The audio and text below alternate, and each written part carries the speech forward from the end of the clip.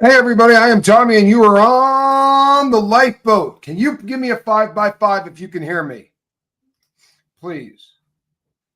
Because if not, there has to be something wrong on my end. You see, currently my girlfriend cannot hear me. Quibs, perhaps you could talk to the audience and see if they can hear you. Nope, you can't hear me. The audience hears me, but Reese does not. So I'm not exactly... So let's see here. So I'm not exactly... Okay. Here's what I'll do. Can you hear me? Let's see here. This is weird. I can't hear you. I will play it through. Hold on. Can you hear me? Can't do that either because there's going to be a 20-second delay. Okay. Can you hear me now through my mic? Okay. So what I'll do is put my mic in. This is weird. I can't hear Tommy, you guys. But they can hear both of us. People, will you tell Reese that... yeah, this is really strange that I can't hear you. Do me a favor. Talk to the audience. Just go ahead and talk, babe, and I'll figure this out on my end. Or not. Yeah, Shelly, I don't know. I can't hear him.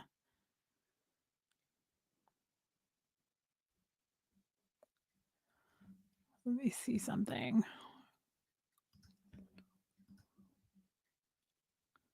I don't think it's on my end. I know it's weird that you guys can hear me. I can't hear Tommy, but you could hear him. That's so weird. All right, let me. All right, Quibs. I hear you. You do? Well, how about that? I knew it, babe. I knew it. No, you did something on your end. You liar head. And she's not Sure coming I did. clean. You know. By the way, you look really cute. You know. Thank you. What a kind thing to say. Let's say hello to some people, shall we? Allison Metcalf Palumbo. Good to see you. We are in StreamYard. Missy, good to see you. Hello, Shelly. Mary E. Barons Oni. I am glad that you are here. Armine, what's happening? Hey, Mike, Texas. Good to see you. Christy Hughes, Sandy Wendy, Dee Dee Razzle Dazzle, Arabian Bard. Hey, Sandra. Sharon Clark, how are you? Click the thing where it makes our faces bigger. See, now we're rolling the dice, woman. You really want to go down this road? That's what you want to do? Huh? You feeling bold? I do feel bold. I feel quite good about that. Thank you so much. Now I can't hear you. No, I'm kidding. Oh my God. Sorry. Wishing you all peace and love in this holiday season and new beginnings in the year ahead. It is that year, I promise. That is the year it will be. James, good to see you. Snake, how are you? Leanne, good to see you. Cosmic Christie, hope you're doing well. Charlie Muffins. Wow, Charlie Mullins is in the house, people. He's a rock star. Miss Sunrise Dawn. Hey, Lisa. Elizabeth, good to see you. Sharon Clark, what's happening? Catherine B. Jen Pookie, what's up? Nurse Nat, Melissa. Shelly Kelly is here. We love seeing Shelly Kelly, don't we? I love Shelly Kelly. I also see Armine, and I love her. Taylor Miller, good to see you. Sassy Dad Mike Conroe. I look like one of those Quaker Oats commercials. Good. Good. P. Taylor, what's happening? Debbie Blair. Malachi. Estelle. Malachi. Dee Dee. Pause for Andrea. I'm having fun with you, kid. Brock Bandy. Chickacherry Cola. Feisty Irish. James Mayhem. I love the whole mayhem thing. Castro 42. What's happening? Rose Island Girl. Isn't that one of those songs that those guys think? I'm an island. No, that's Island Boy. Those guys are awful. Shelly, Lisa Candy, Kim is Blue, Inner Sparkle Monkey. Been trying to get in touch with my inner sparkle monkey for so long, I can't even explain it. Doctoring up the old lips, are you? I know you like that. Your eyes have been absolutely fabulous lately. They really are coming across on camera in ways that they haven't. I notice when I wear my contacts, you can see them better. Oh, I think that the glasses help, actually. Oh, really? Okay. I do. Well, yeah. All right, then. Yeah, I like the glasses. Okay. Adam Wood, good to see you. How are you? Heather in the library is here. Remember to take a second to hit that thumbs up button, says Brock Bandy. And you know what? It's a damn good piece of advice. Everyone, I would surely appreciate it if you did hit that thumbs up button. And you know what? We're going to start telling people to do crazy stuff like, oh, I don't know, subscribe. And then maybe hit the bell for notifications so that when we go live and we start doing some of this filthy stuff that we're talking about, you'll be there for it. Do I think Voldemort did the egg test? I do. I think Voldemort if you look at them just real quickly, because we're doing the roll call, then we're going to get to quibs, but I'm just talking while this stuff fills up. But yeah, absolutely. And I'll tell you why I believe that. He has absolutely changed his image and his persona in every way. And it looks to be that he has gotten in touch with his feminine side. And he has kind of modeled himself after a fairly famous artist who was openly gay. And by all accounts, this guy is on the DL. Right? And God bless you. If that's how your get down is, it's got nothing to do with me at all. But if you're forcing people to do that in your office, that's an issue. In my opinion, that's pretty nasty. It's an issue. It's definitely, it's an HR issue. It's an HR issue. It's because she's looking at you. Her eyes shine more every time she sees you. What a lovely thing to say. She's telling the truth. Armine knows us very well, and she's telling the truth. I said that after our live an hour ago. I said, you really, you still get me going. Ah, you do. You do. You were so. I miss flirting with you on our shows. It's been a while, and it has. This all happened. This all started a year ago, and it really hasn't fizzled out for me. No, not at all. And it was a year ago. It was a year ago. What do you mean it hasn't fizzled out for you? Who answered that last question? Who chased who down? Okay, let's get on to the meat of this thing. There's no one's to blame. We all know this. Anyway, starting my work. Starting my shift. Good. Me too. How about that? We're starting our shift together. Same. Perfect timing. Perfect timing. My shift was over. I was making a casserole. I had already taken off my bra and everything. And he said, "What are you doing in an hour?" Yeah. So you want to spend a little time together? It works. It works. We didn't finish. Like the story's got so much more to get into, just to where we can get to where it starts swinging. The number of people that reached out and said, "Oh, I love the story. It was so great. You had her on, blah, blah, blah." And really great. The comments were fantastic, but it occurred to me the number of people who said, "Yeah, I hadn't heard any of that. I didn't know any of that story. I didn't know any of that story." If you don't know any of that story, then you sure as hell don't know what came next. Right. And I think that especially since we have so many new acquaintances, it makes a lot of sense that we kind of bring people up to, hey, Jarhead, bring people up to speed kind of on where we're at. Yeah. If you're new to the story, right? Actually, you know what? It's probably easier the other way. Put a deuce if you know the entire history of Quibs and Tommy, because honestly, did we change hats? All right, you give me that one. Are you? Oh, I did. Oh, I did. Yeah, I had a purple. I had on my purple pimp hat. My that hat is reserved for when I'm mocking people, and you know. What are we dropping a deuce for? You just couldn't help yourself, could you? You were so damn happy just to have the ability to work in there a drop a deuce joke. You romantic so juvenile. Devil. You're so juvenile. It's disgusting. It really is. You know. Sadly, I like it. I wonder where I get it. I don't know what it says about me, but it never ceases to make me laugh. What are we dropping a deuce about? I was asking people if they know the Tommy and Reese story. Love story. Yes, 1.5 because I missed bits and pieces. Well, you know what? We probably held back bits and pieces too. And we'll do that some more. No, but we'll give you the big broad strokes. And as long as we're talking about the big, right? We can start off with your ex. Right around the last time I think we were talking. Great guy, by the way. Yeah. In fact, he's two great guys in one pair of pants. So when we last left off here at the lifeboat, Quibs had brought you up to speed. I'm just telling the truth. Quibs had brought you up to speed on her relationship inside Scientology. And she was progressing toward the end of that time there. She talked about how she had been outed accidentally by Aaron Smith Levin. And about 2 years ago, right now, like, you know, a couple of days away from New Year's is a very significant day in your life, isn't it? It is. It does seem to be significant. I think we should get a lottery ticket. Right. I've joked about that. I'm never going to let another New Year's Eve go without buying a lottery ticket. That just seems to make sense.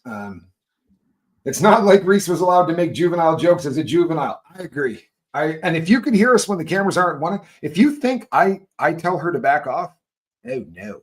When the cameras aren't running, I usually just make really, really funny comments when We let that gag reel roll. Yeah, when she does stuff like, what are we dropping a deuce about? That's usually when I hit her with, I'll just look over and go, you romantic devil. I like kind of like when we left the Mexican restaurant the other day. Yes.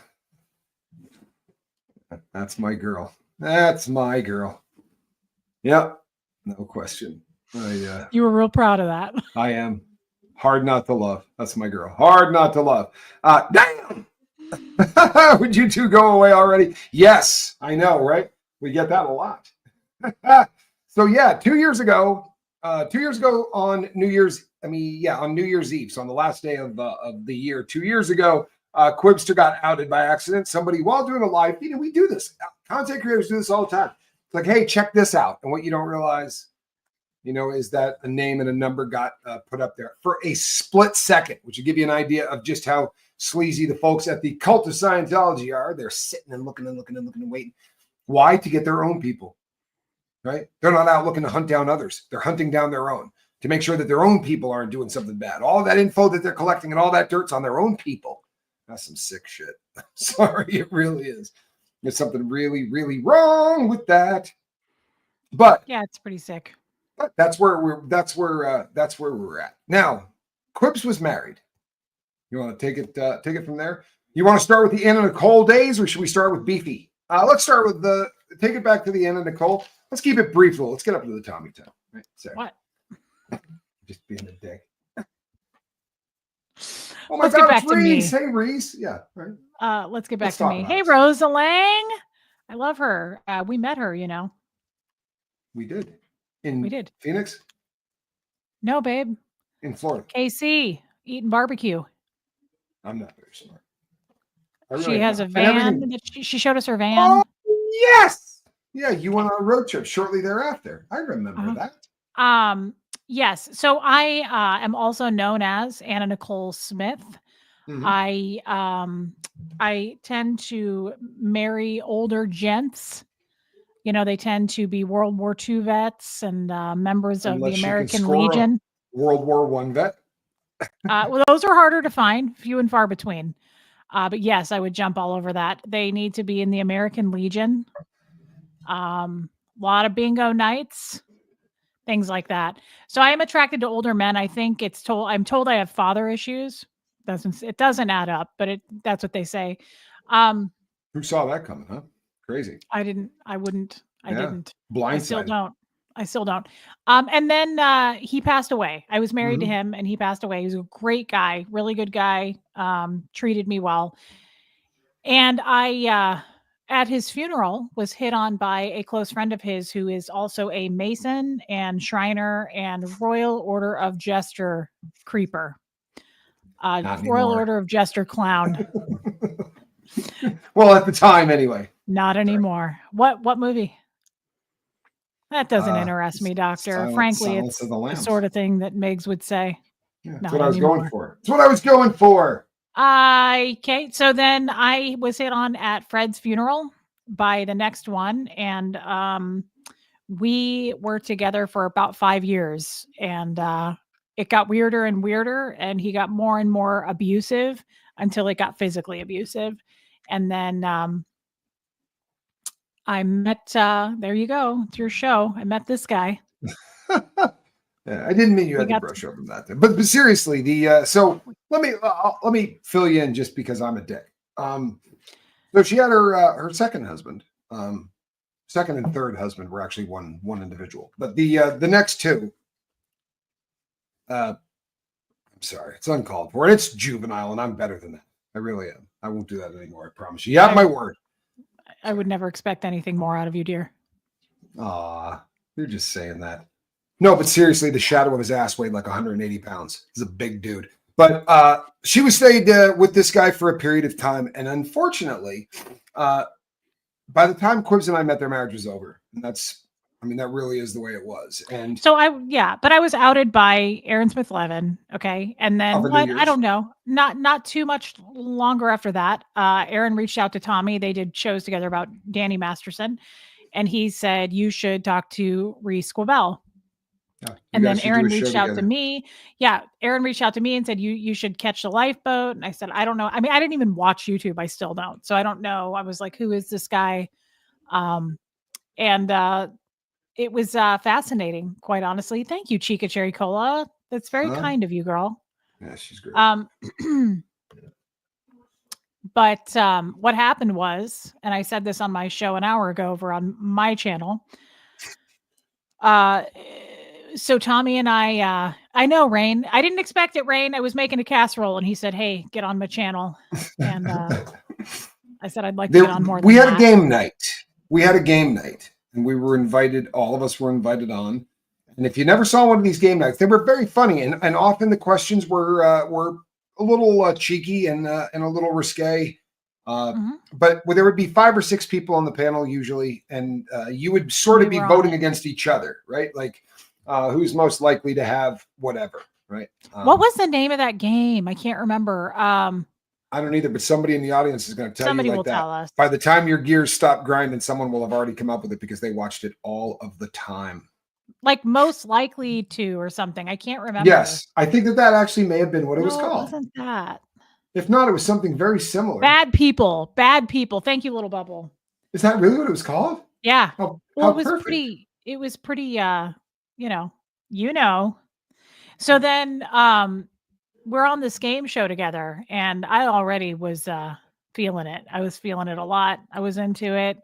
He made me laugh, and it's rare to make me laugh. I've always Kim is Blue. It's a delicious casserole with green beans, gal.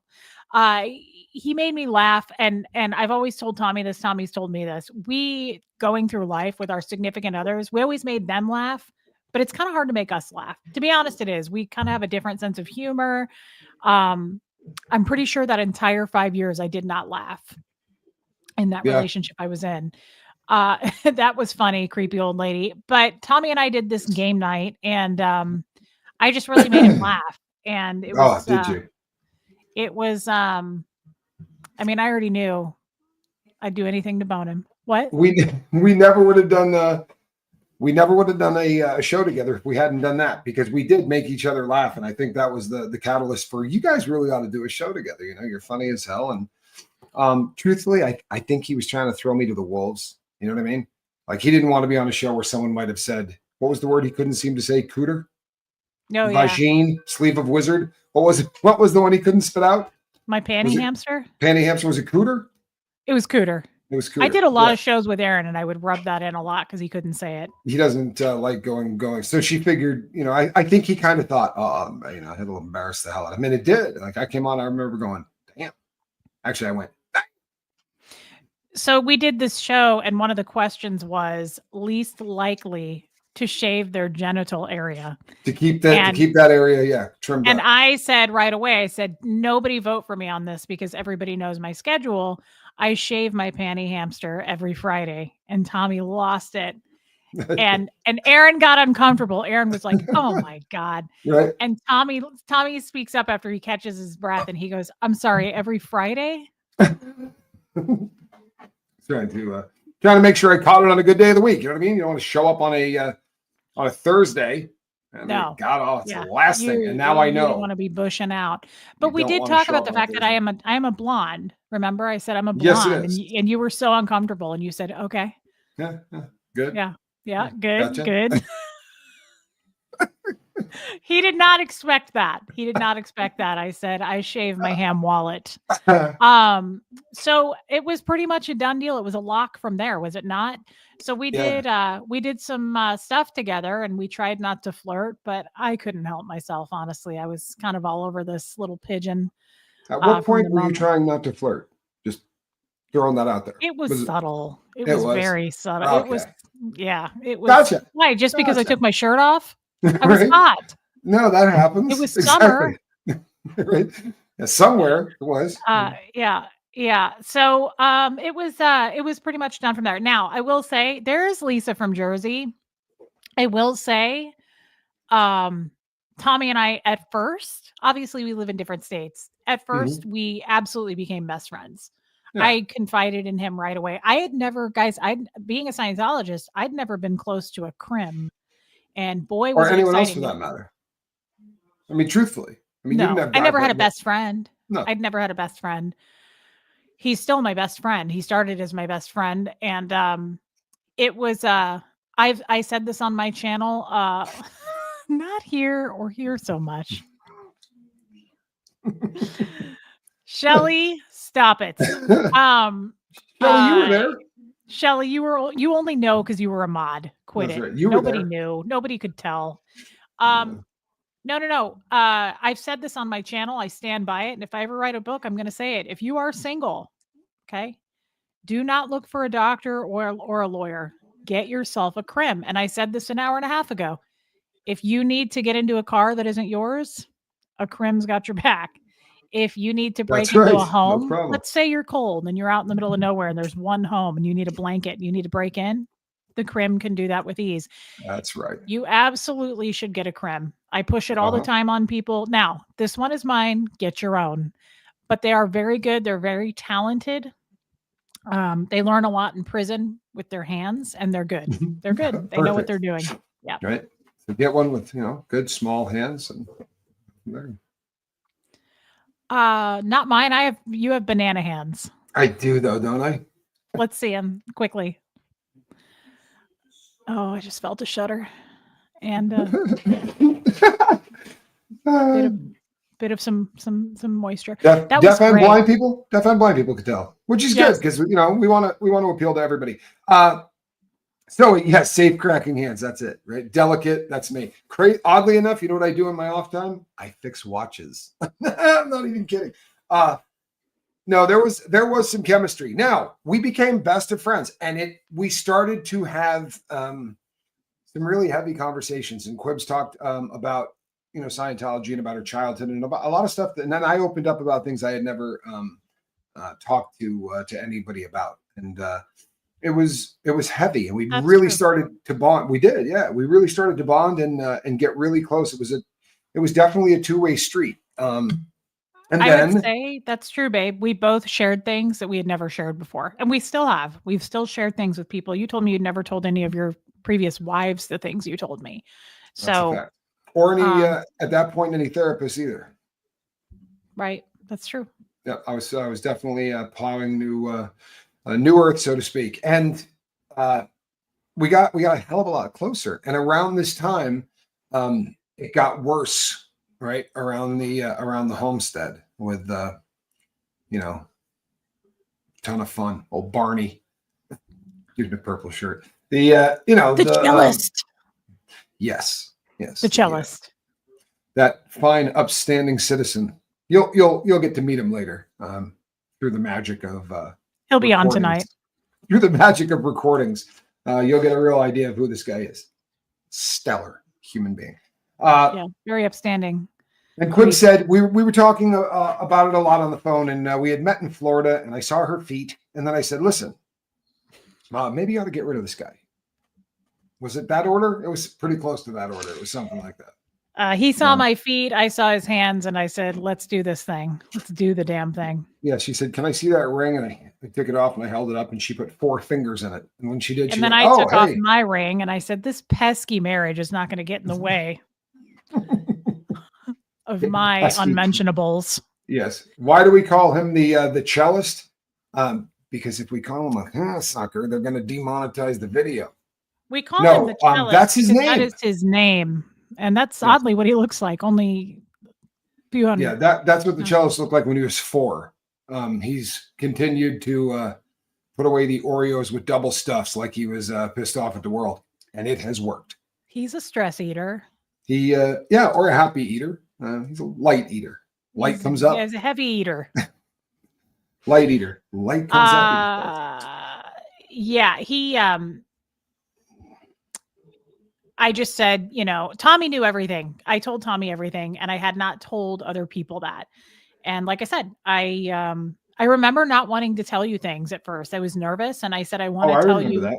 I want to tell you so much because I just totally fell in love with you. And you were like, I'd never met a criminal, seriously. And you said, I don't think you know what it means to be a convict. And I said, you're absolutely right. I don't. And I hope I never do. We take that keeping secret stuff a little bit more seriously than the next guy. Because Quibbs, she started to cry. We were having a phone call, and she started to break down. And I said, "Hey, what's going on?" And she said, "I can't talk about this." And I said, "Why?" And she said, "I just can't tell anybody. I can't trust anyone." I said, "Are you kidding?" Are you kidding me? But You it's can't trust it. true. I mean, going back and looking at it, you understand. Completely. But it's very funny to be a convict, because normally that's the one thing you don't have to worry about. People usually will tell a convict anything because they assume that even if we do talk to someone who's going to listen. But she started to talk, and I realized how bad the situation was, and that was when she started talking about getting out of there, and that's when it kind of got scary, because this is a douchebag that put hands on her and her son, right? Which men don't do. So don't get it messed up. This guy's no man.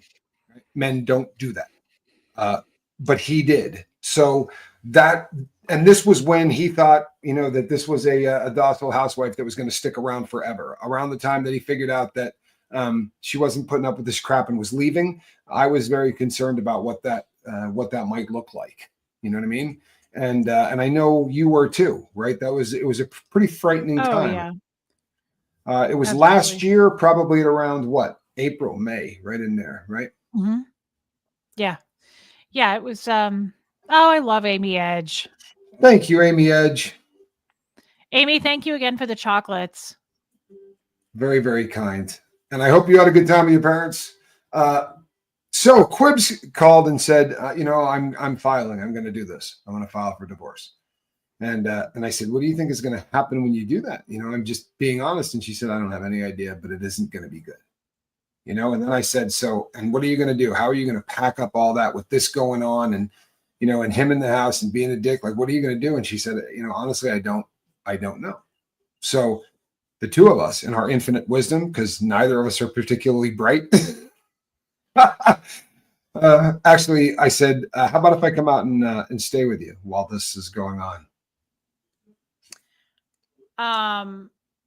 And he did.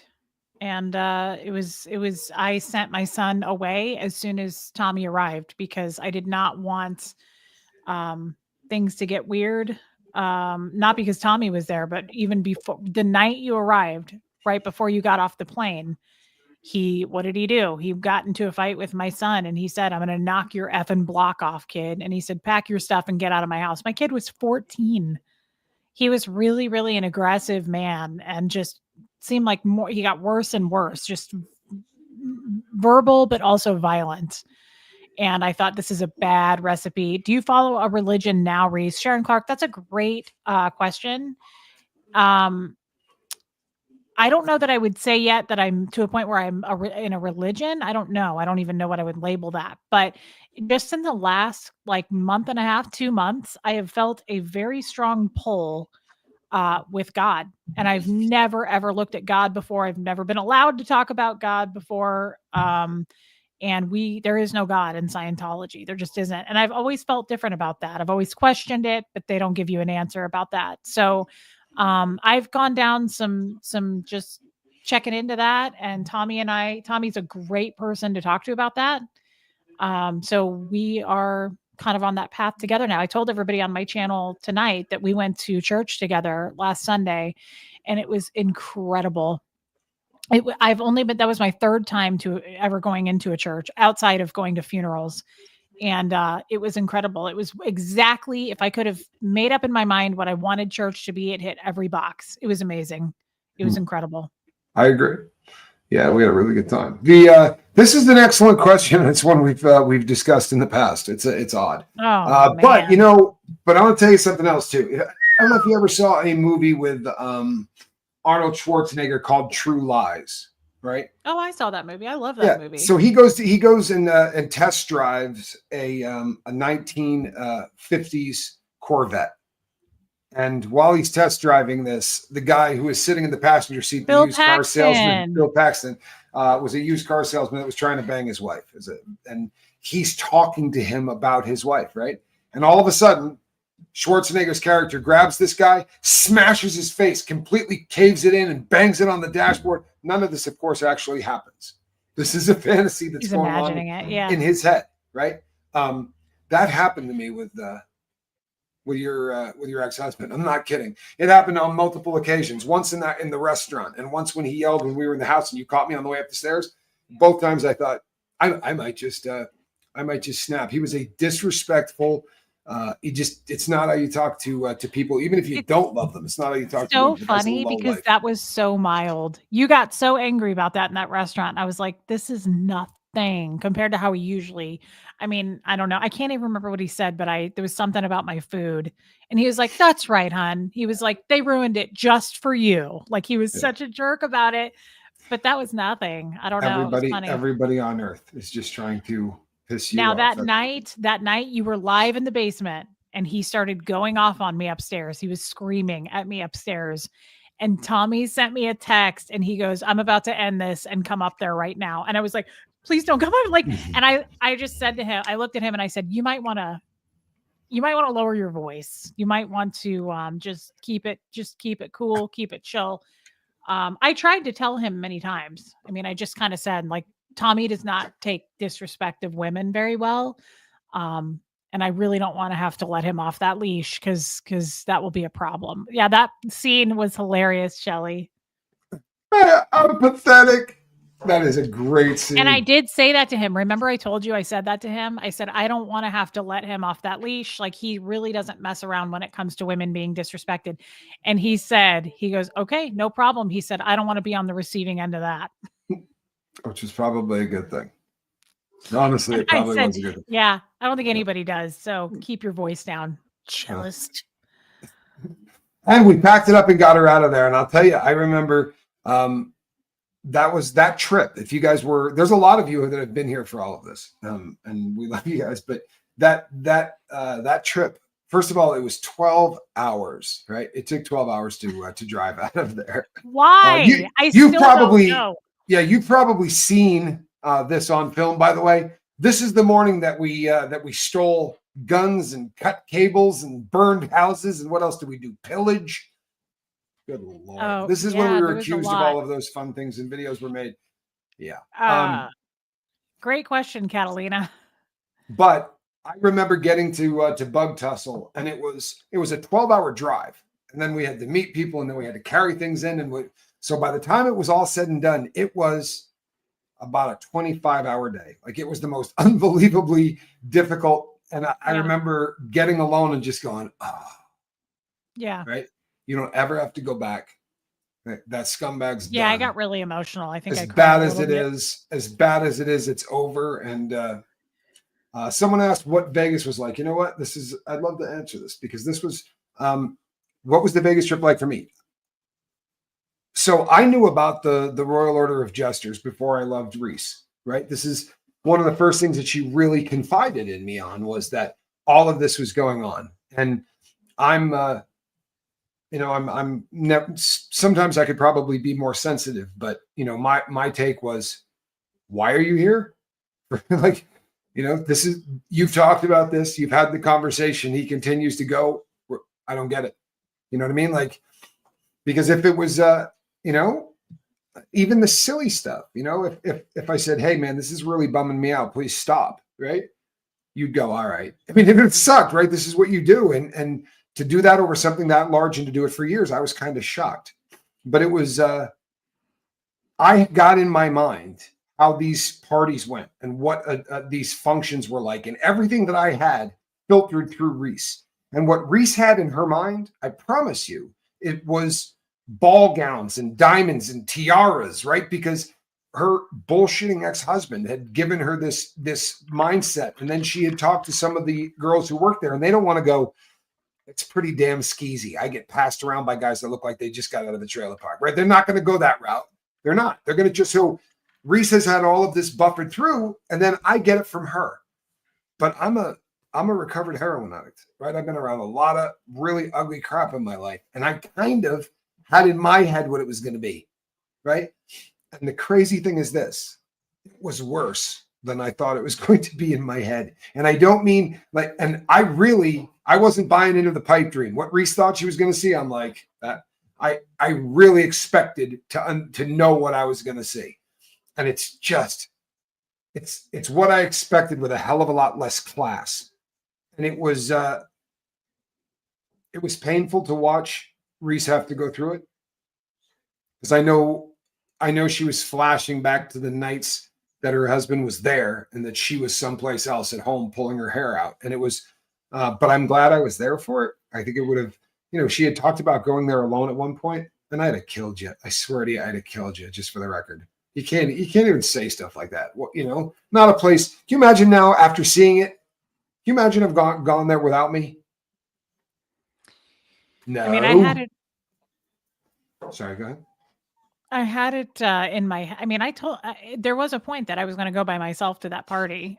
The only thing, I mean, I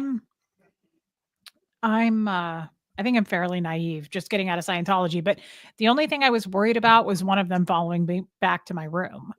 But otherwise, I didn't feel unsafe down there in the casino. I mean, it was a public setting. I was willing to scream or do whatever. If I hadn't come out of the, I mean, there were moments where I came out and you looked, you know, when I went into to buy the water and I came back out of the, you looked stressed. It bummed me out. And I thought to myself at that moment, spooked the whole time. I mean, I was freaked out. I didn't think they were going to be eyes glued to me like that. Oh, they really were. They really were. I mean, it was almost like it was a planned, like, I feel like they got together and they were like, everybody just circle her. I mean, I said this, I felt like I was in the ocean and I like put goggles on and looked under the water and there were just sharks everywhere, like just swarming me is how it felt.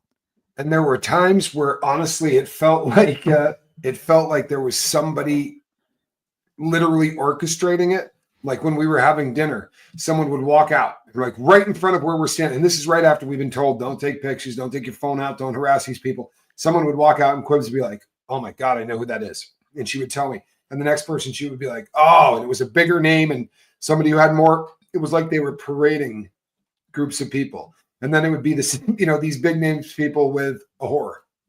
Not a nice word, but it's what it was. What? They were definitely taunting us at that point. They were baiting us. I felt they were trying to get us to take photos, to pull our phones out for sure. It was no question in my mind after the police left. They were laughing at us. They were pulling their phones out. It was all intentional and that's fine. And I said to you, I mean, Tommy was tempted and I said, don't do it. Don't take your phone out. I was more worried about you than me, obviously, because you being a crim. Right. I was concerned and it wasn't worth it for me. It wasn't worth it. And it wasn't worth it. We had plenty to talk. We have content. I remember you photos or not. And honestly, you're pretty slick too, because I looked at Reese and went, oh man, you know, we're not going to get any photos out of this. They're going to, and we do, by the way, have photos. You'll be seeing them, but we do. We had a lot less than we would have liked to have gotten. And I said, you know, it's a bummer. And she's like, no, it's not. You know, no, it's not. No, it's not. We got in here. We saw this. And it's true. Because what we saw, God help us. Even if we had the pictures, it couldn't have done justice to what a ski show this is. Like some of the pictures we'll show you. I can't tell you how many times I was with Reese and I would go, who was that prostitute with? It was like I knew almost all of them. Knock yourself out, right? Honestly, it was disturbing as hell. There's just this air of them passing these women around and doing it in public, and it's disturbing. It really is really bad. Maybe you're lucky and you don't have a daughter, but if you got a daughter, it's just such a bitch. Honestly, I look at that stuff and I go, "Oh God." Really thank bad. you, Christy Hughes. Avina Sativa says, "In the fact that they are connected to the Shriners who have access to children's hospitals." Yeah, it's the guy, and guys should have your back, right? That's how it's supposed to be. It was absolutely a freak show. It was absolutely a freak show. But it was a low rent Temu freak. You know, honestly, it was so classless, right? Don't get me wrong. It was organized to beat hell, right? There was a ton of people there. It's just sad. Every aspect of it. If they had arms around each other and they were, you know, laughing and yucking it up, and I suppose it would just be as disgusting, but at least there would be some tie to this lie of brotherhood and all of this BS. Watching that old man try to fix his hat sitting at that table alone, I was like, oh my God, it's the saddest thing I've ever seen. Yeah, really, I mean, honestly, that was sad. That looked like a nursing home. You know, here's the thing. If we go any place, yeah, you can't. Not at a casino. You have to realize that while all this is going on, there's 100,000 slot machines on the floor, right? There are card people dealing cards and checking to see, you know, looking under things. They're not going to let you anywhere near gambling with any electronic devices. They'll pop you the second you walk through the front door. I promise you won't get away with it. The Nevada Gaming Commission frightened me more than anyone on earth. I lived in that state. They are no joke. No, yeah. And I spoke with a privacy attorney before we went, way before I even decided to buy tickets and go. I got a hold of a privacy attorney and talked about, and the privacy attorney said, if this would have been any other state, you'd be golden. Like you could get those glasses with the little hidden camera, but not Vegas. Or if they're not can't mess gambling, around. right? When they do the Lake of the Ozarks party next year, right? Or any of those other soirees. Mm-hmm. Yes. We'll see. Well, and so that's the other thing I was worried about, guys, honestly. And I don't think I've said this. I was really worried even before we ever got there. I was super worried about Tommy, and just the cool thing is Tommy's chill. He's cool. Sorry, go ahead. Doing time, I don't think makes you a hothead. I think it makes you probably more chill. More careful. Huh? I said more careful, probably. Right. But I was still concerned and worried that I really thought I had a scenario in my head, and I thought one of these guys is going to come up and grab me or try to grab my phone out of my hand, and Tommy's going to react and put hands on the guy. And I thought they're going to try to do something to trap him and get him arrested. And I'm glad that didn't happen. I'm really glad. But even the guy that did this to me, that was freaky. That was super freaky. But he was trying to create, right, an effect. Yeah. Christy Hughes, I hope you're safe. And that's always a scary thing to hear, isn't it? Yeah, that's frightening. Christy Hughes. Henry's World says, there is a Jester court in my town, so I've been asking people if they know about this. And you're going to get a lot of people that say, yeah, I know what you're talking about. But you know something? You all, right, you people have been sending me all kinds of stuff. I can't tell you the number of courts that I have everything you ever wanted to know about. And they're coming in one right after the other. There's so many people that have chased down and said, hey, there are 4 courts in my area. Here are all of their filings, how much money they took in last year, what they paid out for parties, what's left, how much they got in their coffers, all this crap. It's going to be a lot of fun. We have a lot to talk about. Yeah. Set quibs up here. Jesters take advantage of the Gaming Commission rules. Elizabeth Frazier, very intelligent. Very, very intelligent. I think they take advantage of quite a few of the rules. Everything they can. And I believe wholeheartedly, one of the ways that they're going to have to start there is a court in Maui. Yes, there is. In fact, do you know something scary? The Jesters were formed in Hawaii. True story. I promise. This is why I love you. You do way more research on this than me. I was saying this to someone. That's because you were there. You don't have to, but you do more of the historical part of it. And I love that about you. That makes us a good partnership about this, because I have all the experience, but you do the deep dive digging, and I don't know how. No, there's that, and you have petite little cute feet that you love my feet. Fit perfectly right in my hand. I do. Your hands are bigger than my feet. That's wild. True. We measured. Yes, there are Jesters in the UK as well. Oh goodness. I've never heard of Jesters. We used my feet as a measuring tool. Your hands were way bigger, and your what? Anyway, ego. I never heard of Jesters. They started in Hawaii. They did. I would not lie to you. They started in Hawaii. It was a group of Navy guys actually that first started this. Wouldn't lie to you. Would not. Was L. Ron Hubbard one of them? No. Nope. Because he was big Navy guy. Yeah, but he came along long after this took place. This one took place in 19 or 20 or something like that. A long time ago. Long time ago. The LRH joined the military in the late 30s, early 40s. Has anyone checked out the Jesters on the dark web? Well, I'll tell you, it's funny that you say that. Because of who I am and because of my background, I will not get within 900 miles of the dark web, right? All I got to do is just stumble into the wrong place and I'm going to never get out of prison. What does that mean? So the dark web.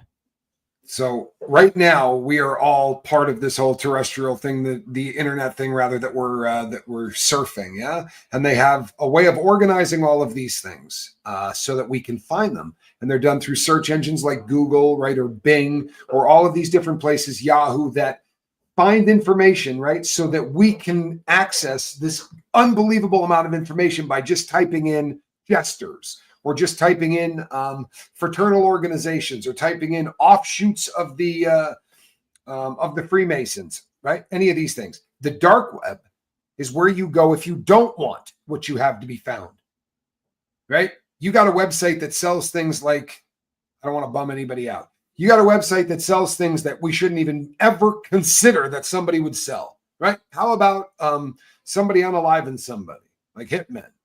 There are websites for hitmen, but they're not going to make it so you can find it on Google. So it's going to go to this underweb where you have to know what you're looking for. But if you know what you're looking for, and now they have come up with something they call the onion router. And the onion router is it's kind of like a search engine for the dark web.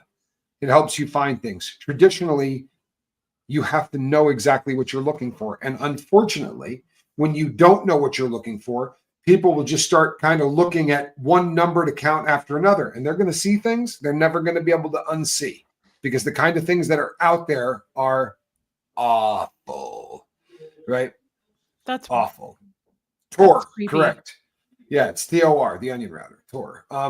Stay away from it. Stay away from it. Right? Don't go near it. It's nothing healthy's going on there. It's a lot of swapping of stolen credit card information. It's a lot of swapping of CP. Isn't it monitored? Like, don't they somehow monitor that? It's a very difficult thing to monitor, right? It really is. It's a hard thing to monitor. Do they? They try to. Yeah, they try to. More often than not, these, like, I used to, before I got busted for the bank robberies, I used to buy my dope online, right? Silk Road and stuff like that was really popular and really humming, and I used to go and do that and buy it on the dark web. I don't go anywhere near that. Now I'm a citizen, man. Now I'm a stand-up cat. I don't do any of that stuff. What are the Jesters? Thanks, guys. I'm learning a lot. Okay. The Jesters are an offshoot of a couple of other secret societies, one being the Freemasons. The Freemasons in the United States, not in Europe, but in the United States, have an offshoot that they call the Shriners. Over there, where it started, they will not accept the Shriners as an offshoot of the Brotherhood. Why? Because the Shriners party a lot. They do a lot of drinking and they bang a lot of hookers, and that's kind of their get down more than anything else. Yeah, they raise a lot of money for hospitals and whatever, but they are partiers. Now, once you're a Freemason, in good standing, and then you become a Shriner from within the shrine, right? From within the shrine, there are people that are going to come and say, hey, and they invite you to join yet another organization that is called the Royal Order of Jesters. The Royal Order of Jesters gives back nothing. All they do is party. It is really a traveling brothel / gambling hall. All illegal, by the way, but it is exactly what it is that they do. And it has been going on for about 101 years. And over the course of that 101 years, we're almost 102 now, huh, kid? Mm-hmm. There have been many politicians, including several presidents, and it's just been out in everybody's face, right? Now, my girlfriend had the misfortune of being married to one of these pigs. And fortunately, we got her away from that. She's free and living with a different pig. Yours truly. And now we had the opportunity last weekend to go to Las Vegas and crash one of their parties. Right? Now, admittedly, we crashed this from the outside, and that's probably where we want to be. The last thing on earth that I would like to see is a 400-pound jester having intercourse with a 70-year-old prostitute. And I'll be honest, that's kind of what it looked like was going on around that campus. Am I lying?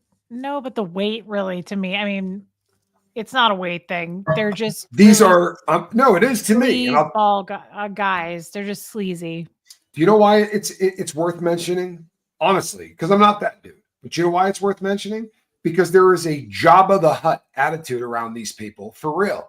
They're just disgusting, hedonistic, everything about feeling good, right? And it's disturbing to watch. It really is. It's disturbing to watch. It is hedonism, and it's I mean, your ex's friends, right? Who they said, bro, continue to drink and you're going to be dead, right? And he's just partying his liver to death. He has drank himself to this big. It's not one person. It's a recurring theme. This lifestyle leads to this. It's terrifying. Well, I will say this as far as weight. I mean, I have a weight issue. I don't have an issue with people. I mean, weight is I'm not not something I'm going to, busting. I know, honey, what I'm getting at is this.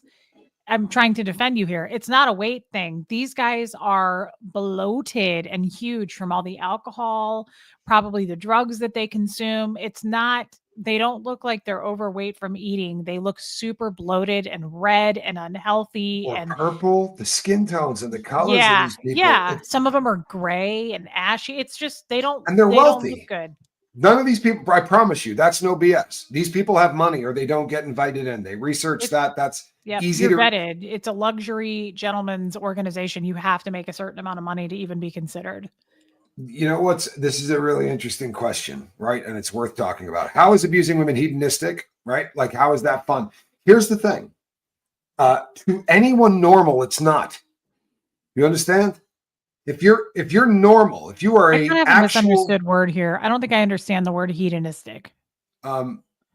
Everything for their own pleasure, right? At the expense of everything else. Hedonism is just wanting everything and enjoying everything. It's excesses of all: drugs, women, booze. The hedonistic lifestyle tends to be Okay. Sorry, I just didn't really quite. No. You're good. You're good. For normal people, it's not, right? No normal man would find pleasure in this. In fact, normal men, real men, are going to be disgusted by it. And guess what? They exist. Because when you research this organization, you're going to come across men who say, guess what? I showed up at this thing and these guys wanted to put a hooker in bed with me. I'm married. I got a wife I love. There are guys that go to this initiation and go, F you. What are you guys doing? What the hell's the matter with you?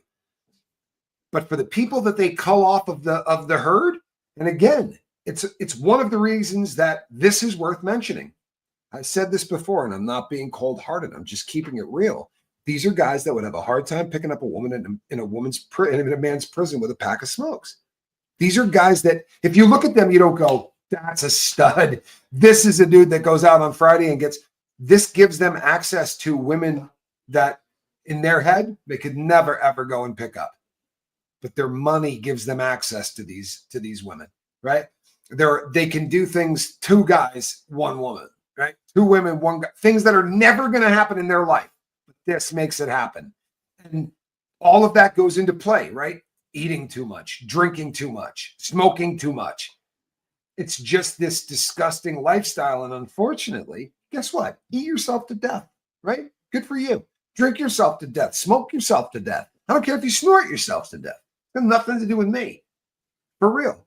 But when you start to bring people in and get them into a lifestyle where this is their life, right? They don't have a vocation. They don't have training. They have nothing that they can do except second generation, right? Prostitution. Mom did this. Now you're doing this. What a hookup, right? I can pass on my, my job to my kid. Now you can come and sleep with these men exclusively. It's not, boy, I'll tell you something. I spent about, a day deep diving the crap out of the difference between prostitution and trafficking. Look it up, right? What they're doing isn't prostitution. So for the people who go, it's the oldest business. No, it's not. This isn't prostitution. I promise you it's not. It's not. When a prostitute has 1 customer, right? 1, they cannot go someplace else. That's now a control group, right? They can decide how much she's getting paid because she can't leave the realm, right? She gets tested. No condoms. You're going to tell a woman, yeah, we're going to let as many guys, do this, but these guys are all going to not use condoms. You're going to tell me that this is okay?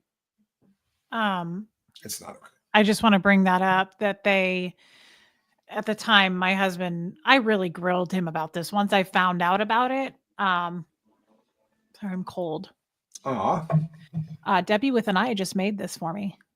Oh, very kind, Debbie with an I. It happens to match my hat. Hey, Lisa. My husband at the time, I really grilled him about the prostitution and stuff. And I jokingly one time said, could I do this? Could I be brought in, as a Jester prostitute? And he said, you would be perfect for this body wise, like age. He said they would love you. They don't love like the 20-year-olds. They love like the 30 to 40-year-olds. That's kind of their, because these guys are really, really old. Right. Wow. Christy, that's horrible. It is. That's the bang she heard, the explosion noise. I assume that she heard. So thoughts and prayers for those people, and that's terrifying. That's really terrifying. I just want to say that I jokingly said that once, and he said, you'd be perfect for this. You're the right age. You're the right body type. They would love to have you.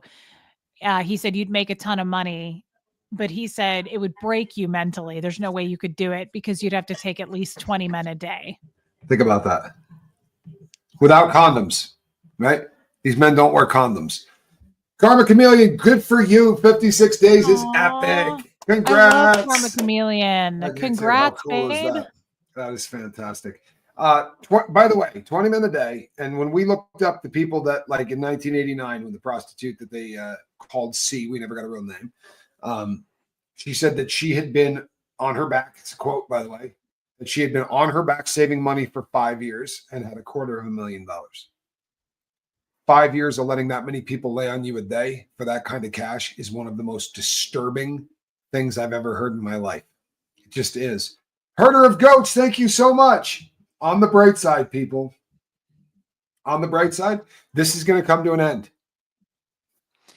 May sound like a pipe dream, but I promise you it's going to come to an end. Though. 20, why wouldn't she be? Well, just the 20 a day, but also he just went on and on. He said it would break you mentally. You couldn't do this. And that's where he tore these women down. And he said, you at least know how to do, you have certain things you know how to do. And he said, these girls are dumb. What? Nothing. Do I have skills, babe? You got skills. Low-hanging fruit. He said these women are dumb. He said they couldn't even operate, be a cashier. He said this is all they know how to do. This is all they've ever done is know how to be on their backs. And it was really effed up. It was heartbreaking. And that's how these guys look at women. Objects. And if that's the truth, and that's all they know, right, is to be on their back, why do you think that is? It's because they pulled this girl out when she was starting as a bartender or she was starting as a waitress or something like that. And they groomed her. They cut her off from the pack and got her into a job where they convinced her this was going to be glamorous and you can make huge money and you're going to get to travel the country. I got news for you. This wasn't glamour. I got news for you. This was the most depressing thing anyone's ever seen. I promise you. And I spent 13 years in federal prison. This was the most depressing thing I ever watched. It was not glamorous at all. They were super haggard, the men and the women, but I mean, they were just super weathered looking. Did anybody look happy to you? Nobody looked happy, but if you think about it, I was told, quote, you'd have to take at least 20 men a day. So I'm assuming the number grows, right? I mean, there was a couple hundred guys that we saw there. So, easily. There's no amount of money that I would take that I would be servicing. Absolutely not. Well, Connie McDonald, the sad answer to that is training. The bodies become accustomed to abuse, no matter how you abuse them. And that's a sad thing, but it's the truth. If these women had a say on who they took as clients, how many, yes, what they were doing, and not, that'd be one thing, but that's not the case. And that is coercion. And that is a fact. That's perfectly stated. The difference between prostitution and what they're doing, which is trafficking, is exactly that. They can say, you know what? This guy over here is great. Is he in the realm? Well, then you're not working with him. Oh, okay. Right. Or I don't want to be with this person. Well, they are in the realm. When they have taken away the choice of who you're going to do what you're doing with, you've been coerced. And the way that works is they get them when they're young, right? And they groom them. This is a process, and they're professionals. I promise you, they are professionals. You're going to be seeing Reese roll out a lot of conversations that these professionals had amongst each other. And I have traveled in my life, and New Orleans is a city I love. I go there a lot. And there are places in New Orleans where you can go, and on the wall are the last bills, right? Literally written up there for the last time that a human being was sold in that square, because that's what used to happen, right? I mean, we lived in a time where human beings were sold, and now it's a historical location. And you walk there and it feels like your soul is getting pulled out of your stomach. It's one of the weirdest feelings in the world. It's just evil, and you can feel it. And you know what? Those comments and those texts feel exactly the same way as what's written on that wall, right? Good breeder, 140 pounds. Like they described the person like cattle. And you think to yourself, thank God, we're never going to be that again, right? We evolve, we move on. School teacher, right? Used to be a school teacher, got 2 kids, needs the cash, great tits, desperate. Let's get her in the realm. This is disturbing shit, people. It really is. It's disturbing stuff, man. It's super triggering. I think, especially for women. Honestly, it's it's super triggering for me. Can you pull up just a Northern Girl's comment? Let me find that. Connie, I hate to say this. Don't get mad at me. What's the name? Just a Northern Girl. But how does a man pick up an axe handle and swing it for 4.5 hours? The first time he does it, his hands bleed like nothing that has ever happened, and they become tougher. And it's just a horrific thought that no one should ever have to have, but that's the answer to your question. Reese, to your knowledge, is there anything the cellist can do to get back in good standing with the Jesters, or is his expulsion permanent? What are your thoughts on that? I believe this. I believe that to soften the blow of kicking a man out of an organization that literally was his life, right? He's got the cellist dude is painted on the side of his Harley Davidson, which is purple. Everything the cat owns is purple. All of his friends, all over him. He has a tattoo of this. He wears a huge gold chain with a fat cellist on it. Like, this is the dude's life, right? So if you yank the carpet out from underneath him on this guy, there's got to be a way you do that, because you don't want the guy to go rogue. Yeah, maybe you got dirt on him, but maybe he goes, who cares what you got on me? You already stole my life. So I have a feeling they probably do stuff like this. Hey, bro, your ex-wife's caused a lot of problems. Like, people are pissed. Here's what you need to do. Just back away for 3 or 4 years, right? Or 1.5 years, or whatever lie they tell them. Let this blow over, and then I will put in, and another guy will put in, and we'll bring you back. And, you'll probably get your balls busted, but, we're going to bring you back in there. And I believe that's probably how it went down. And you know what? I bet that they kind of do bring people back in if they can, because there aren't enough of them, and it's probably getting harder to recruit. But, right around the time they were saying that, old Quibs decided maybe we should take a trip out to Vegas and just see what one of these things. I would imagine that by now, if they were running that meter, they probably started at 0 again. If he was going to get back in 4 years, I think they just started recounting. I think that what Reese and I are doing is probably going to make it very hard for this cat to ever get back into, if they're still around. I don't think they will. Do you think they were pissed when we went to Vegas? Do you think they were mad at him? Reese, I love you, baby. I really do. But that's a blonde question. And come on. How could they not be pissed at him? They had to be. Because I thought they'd be more pissed at us. No. I mean, we did a video where you said, well, I would like to thank the cellist for letting us know when this soiree was so that we could show up for it, right? If it wasn't for him leaving his computer open and all the other fun stuff that he did, you wouldn't know all the stuff you know. And by the way, they're out there. I promise you, going, she doesn't have any dirt. If she had it, right, she would have released it, especially when she and that convict were talking last summer. You got no clue. You know why we haven't released it? Because it's going to take a team of 9 guys 2 months to go through it all.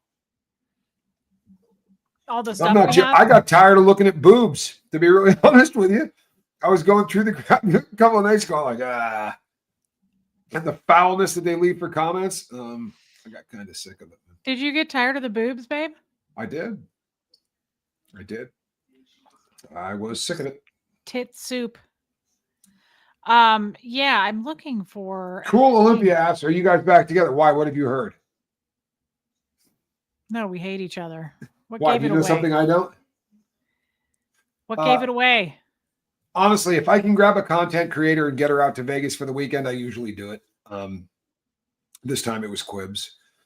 We are back together, and have been. It's been for a minute. Although we're a lot quieter than we used to be, I think.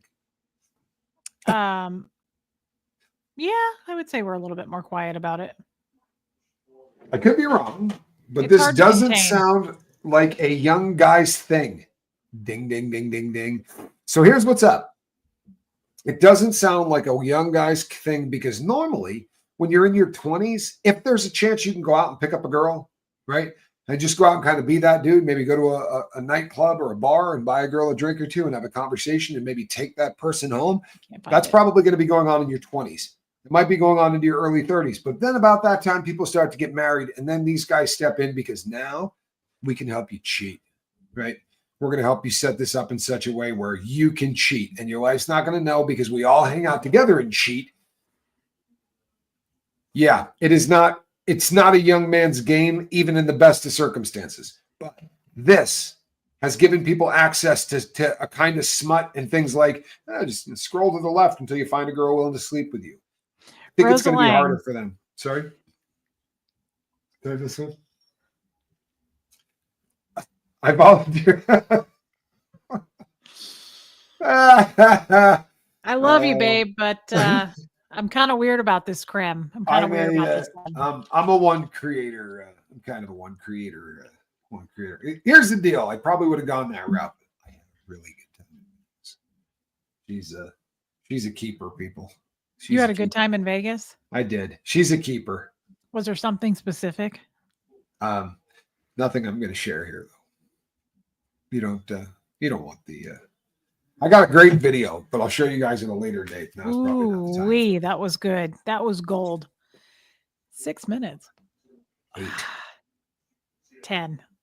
No, it is. It's 8. Is it 8? It is. It's 8. I wasn't being funny. I am skilled. You know what? We probably are. Shocked. What's that?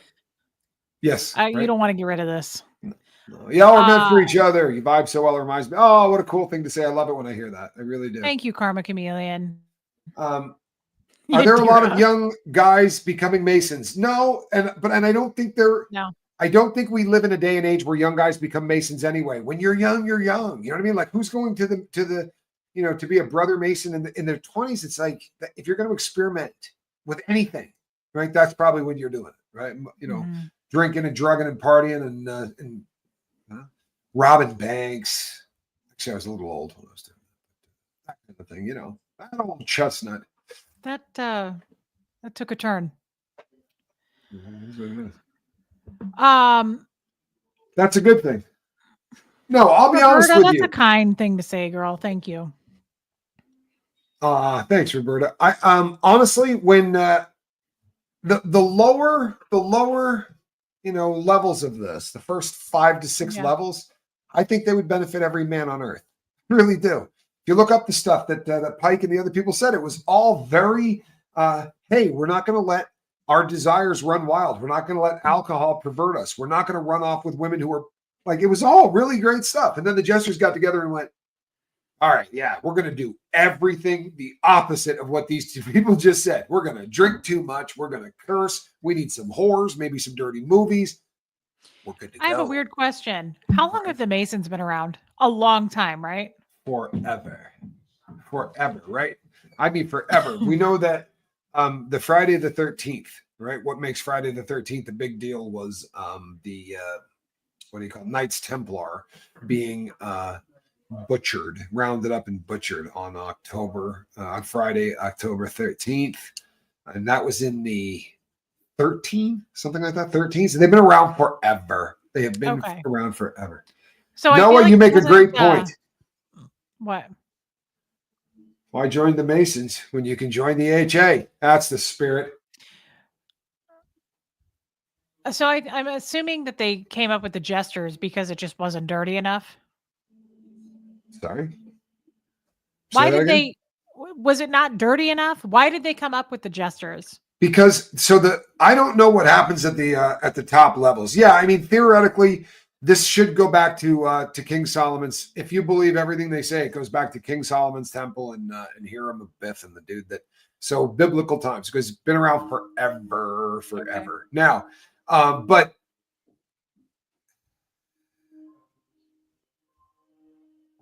Sorry, I literally just my brain checked out. What were you saying?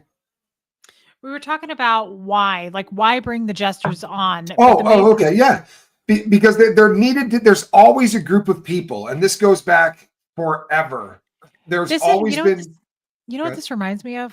because when I ask you about the Diddy stuff, guys, Tommy is your Diddy everything.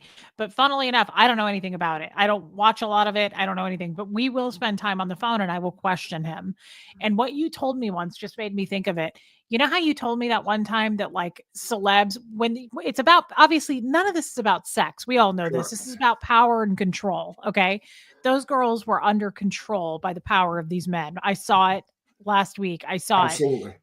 You told me once though, or twice, that people in that kind of state, like celebs, it's like it's like porn or something. It's like they see something, but then they become desensitized. They have to do a little more and a little more, and it gets grosser, and then you start adding in an animal or whatever you have to do Absolutely.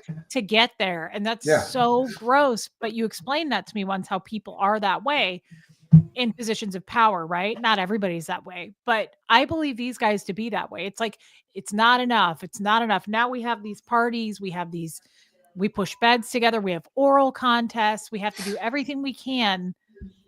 Why? They all have to, because they also have, so I believe, right? I believe that when these guys in Hawaii formed this, they wanted an ability to get together and get shafazed. They wanted to get together, get drunk, maybe look at topless girls dancing, right? Which is pretty risque, 102 years ago. These were the kind of things I don't believe for a second that they were these mega orgies. I think that these were guys who just said, every once in a while, it might be nice to party, not like a Mason, right? In fact, all we're going to celebrate is mirth, right? We're going to party. This is just going to be a bunch of guys that get together, get drunk, and talk about chicks. And each new class, each new group that comes into the realm has to be a little bit wilder than the one before it, right? Mm-hmm. And they were like, so, hey, what did you guys do? Well, we made everybody, show up in dresses, right, for the initiation. Yeah, well, we brought guys in, blindfolded everybody, and each group has to get a little dirtier and a little nastier than the next one. So gross. It happens in fraternities until they get out of control and shut down. The Kathy.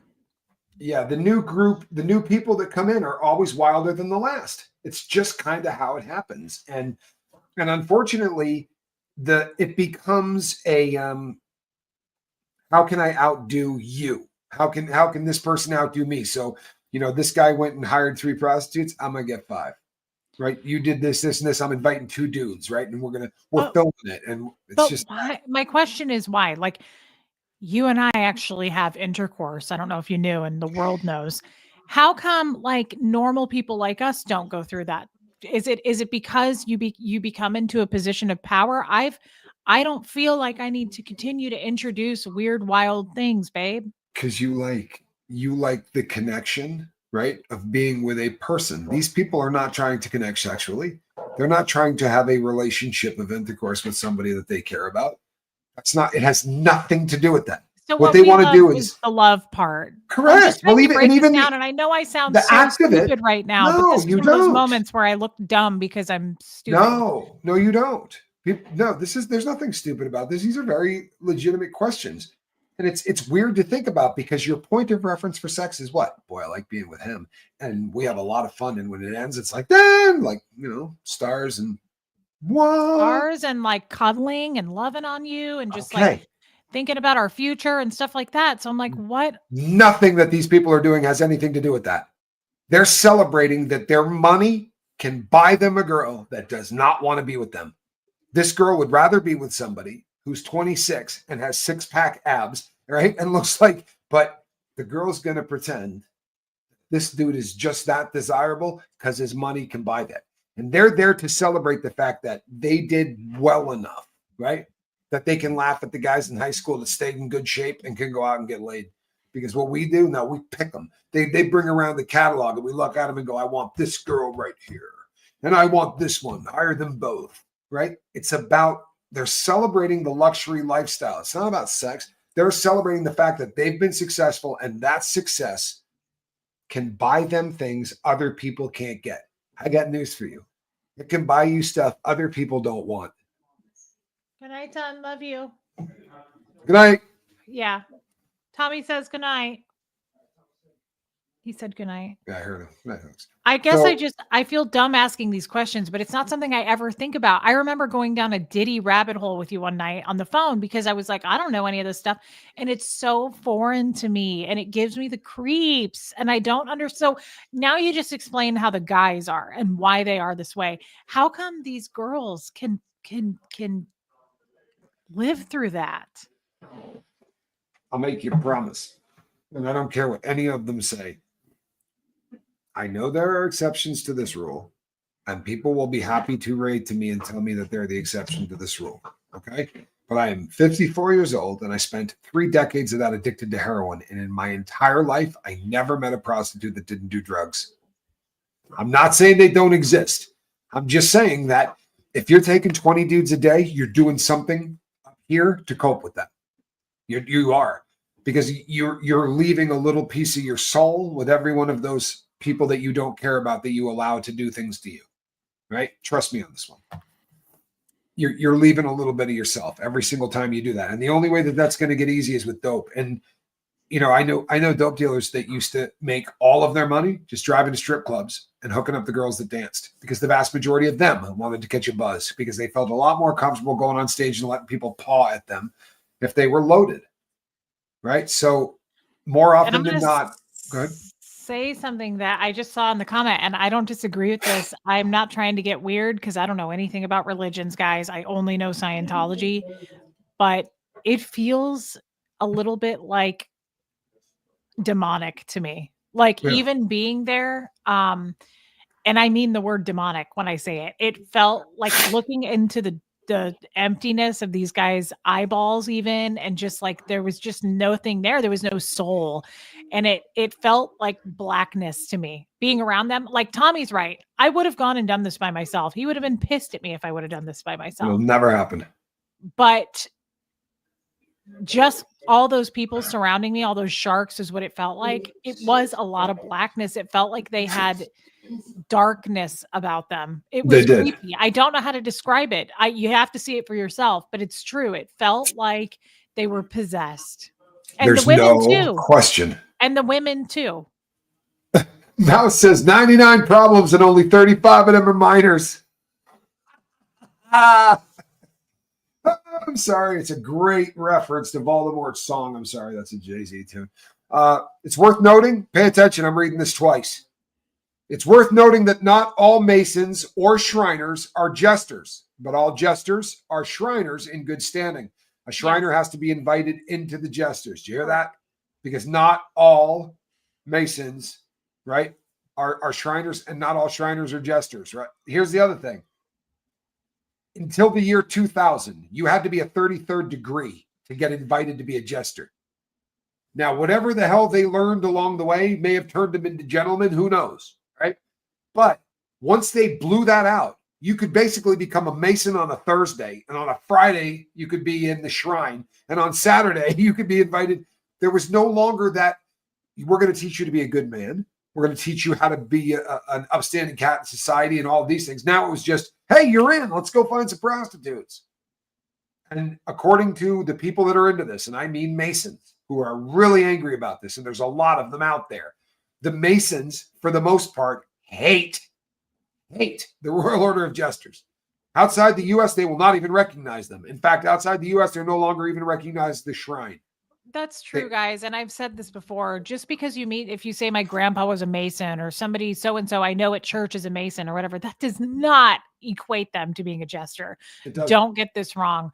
I was in this for a long time, over 5 years. And you don't know how many Masonic parties I went to where I was told, do not bring up the Jesters. They don't even know what they are. It is a super, super secretive organization. Super secretive. It is very secretive. Even to the Masons. Or it used to be. Missy Ann says, my parents nearly divorced over my dad becoming a Shriner. If she hadn't died right after he was offered to join the Jesters, he would have done it and she would have divorced him. Wow. It's it really is. Yeah. Sorry she died, Missy Ann. Me too. I am so sorry. There are a lot of people, right? There are a lot of people out there that are Masons, and it doesn't make them dirtbags. I haven't yet met a Jester that wasn't. And I can't find anywhere in this, and I am open-minded, right? I was a criminal. I am more open-minded than anybody you're ever going to meet. I knew people that did some really jacked up things for a living and managed to be friends with them.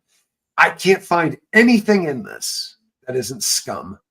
There's no part of this where there's actually some brotherhood or there's none of that BS. And they've been feeding people this for so long, right? It's funny that each time I start pulling a story out from somewhere else, the narrative is identical. And anytime, right? Anytime the narrative is the same from every single person you hear it from, you're listening to people that have been brainwashed. This is a control group, right? Doesn't matter who you ask, grab any jester, get them aside today and go, what's up? We've been watching this stuff on YouTube and they're saying you are a sex cult. They'll go, oh, a couple of guys in a court went crazy. First, it was those jerks up in Buffalo, couple of bad seeds. They ruin it for everybody, right? Yep. But a guy that left. Scientology. It's just like Scientology, guys. If anybody would come up to me and go, I heard you were a Scientologist, I read this, I'd go, oh boy. Okay. So you went on Google. You wouldn't believe how many jesters said that to me, by the way. They'd go, you went on Google, didn't you? Or you read what's her name's book. Yeah, or you read Sandy Frost, the Sandy Frost book. I'm telling you, it's like they were trained to do it. They'd go, you looked on Google, didn't you? Yeah, and two things. You know what? Go ahead. Robert Hall, thank you. Kelly Bell said, and you can star Kathy Ann's question because I don't want to lose it. Kelly Bell said Fred maybe was a good guy. I said this on my stream the other night. I know how Fred was and how he treated me. I said this the other night. I'm not naive, guys. Make no mistake. The guy was a jester for 50 years. Was he a sleazebag at some point? Did he do some sleazebag activities? I tend to think yes. I kind of have no doubt in 50 years that he did some sleazy stuff. I hate to say that because I don't know, but I'm also not going to be naive about it. All I can speak to is how he treated me, and he treated me with respect. And the other husband I had let his friends grope and grab me. Fred didn't let anybody get near me. And one time a guy disrespected me, and he said, he was a jester forever, the guy. And he said, do not disrespect my wife like that. And the guy said, okay, sorry. And we left. And I said, we don't have to leave. And he said, yes, we do. And I said, but they're your friends. And he said, I will get new friends. He took me very seriously. And every time there was a jester event, I would say, do you want to go? And he'd say, nope, I'd rather be with you. So that's what I'm speaking to when I talk about Fred. But I'm not dumb in the area that Fred probably did some pretty sleazebag shit. You know what? Can I say thank you for saying that? Listen, and I want 2 minutes. It's hard, right? It's hard because very often your ex is perfect. And I mean that because he died. And I love that you can say that. And you know something? I also love that he treated you with respect and that he was a good dude. Here's the thing. I guarantee you he was a scumbag at parts of the time that he was in it. But I robbed a crap load of banks and did things that if you people could see, none of you would talk to me. Right? Absolutely. And a person can pump the brakes and stop doing what they're doing and realizing you can get to a point where you go, there's something really wrong with who I am. It happened to me. It took 46 freaking years. And I don't know how long it took Fred, but I do believe he got to that moment. And I just like that it's a good thing when we're realistic, right? But I don't have any problem with Fred. And yeah, the guy was a jester, and I'm sure he lived this life, but he didn't by the time that he met my girl. And I appreciate that. And I appreciate that he was the only person that I can point to in your life that treated you the way that you ought to have been treated. And for that, I have respect love that, for you. babe. Thank you for saying that. And we've all done shitty things, guys. Like, you know, if you go looking, you'll find it. And Tommy did bad things. I was a Scientologist. I assure you I did bad things. I only speak to when Tommy says Fred was perfect. Fred was not perfect in any way, but I know what Tommy means when he says that.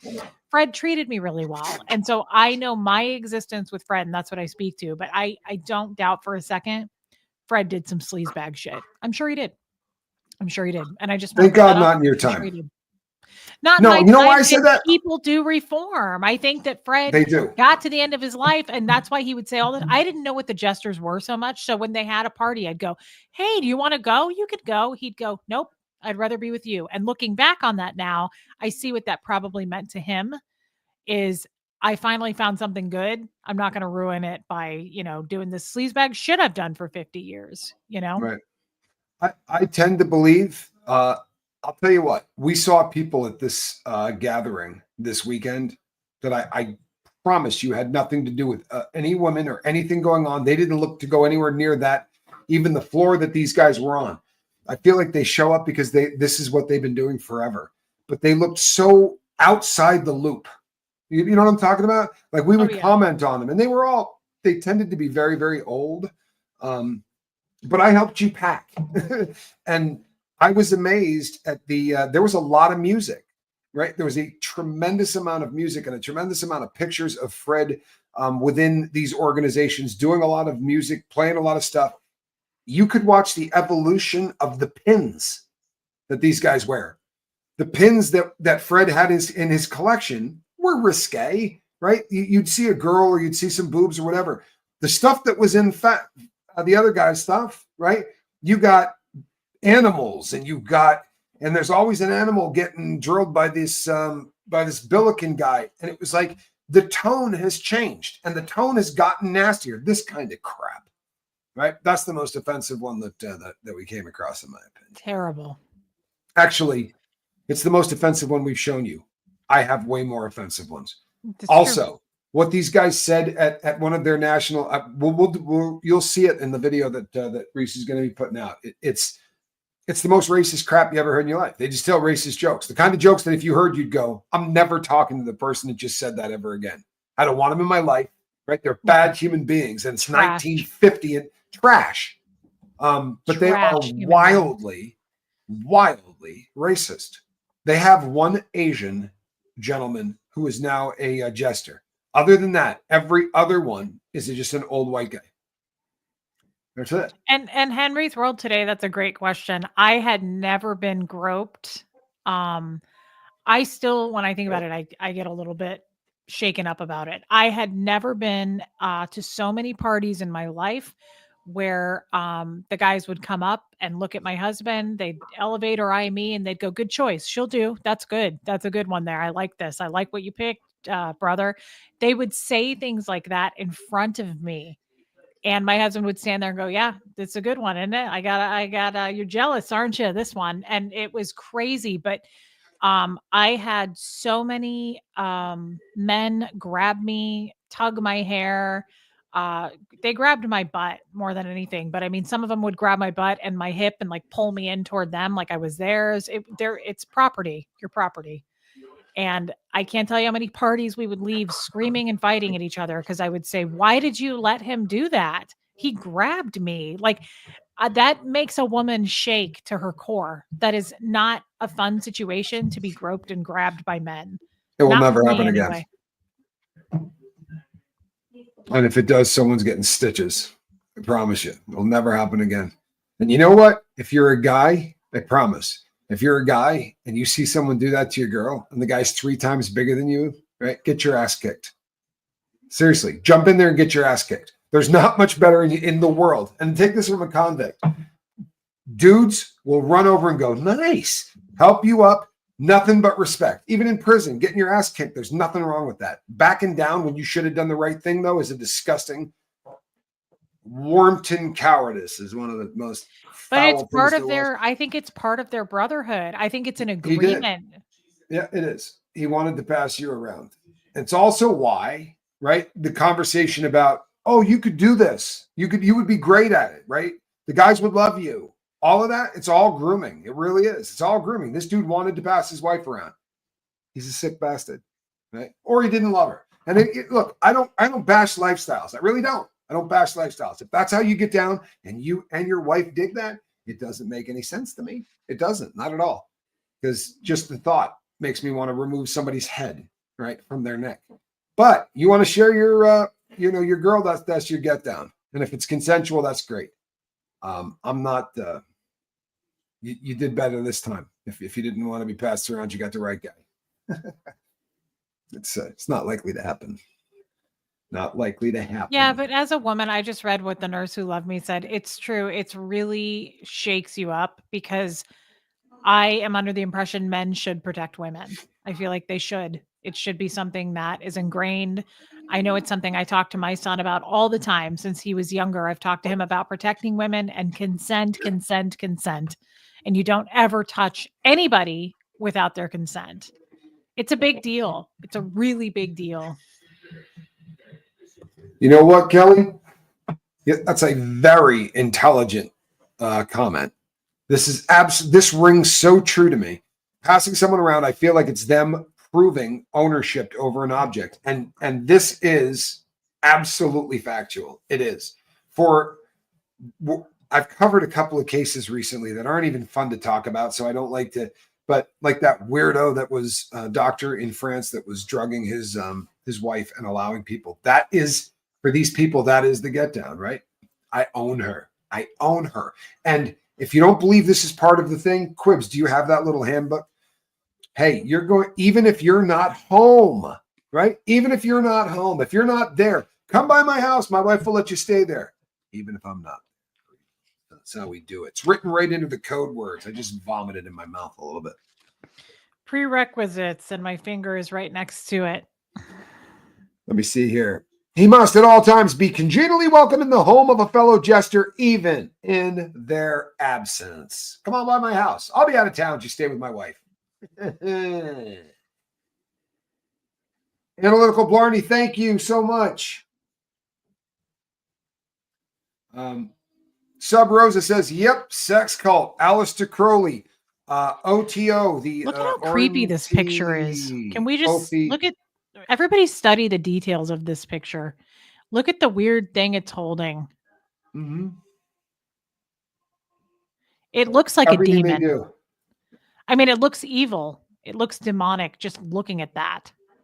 Yeah, it checks out.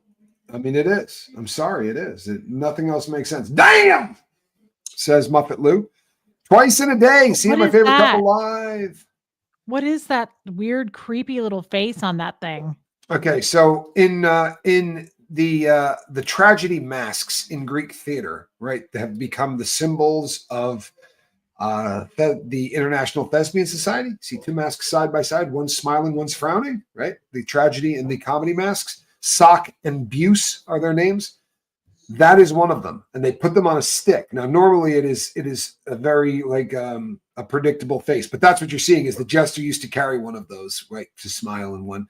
And normally we see a girl forcing one into her crotch because that usually is the iconology that these guys use in their pictures.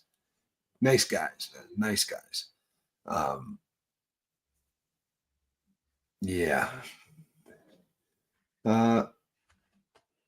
They always say, oh, watch how a man treats his mother. You want to take that one, Pumpkin? Oh.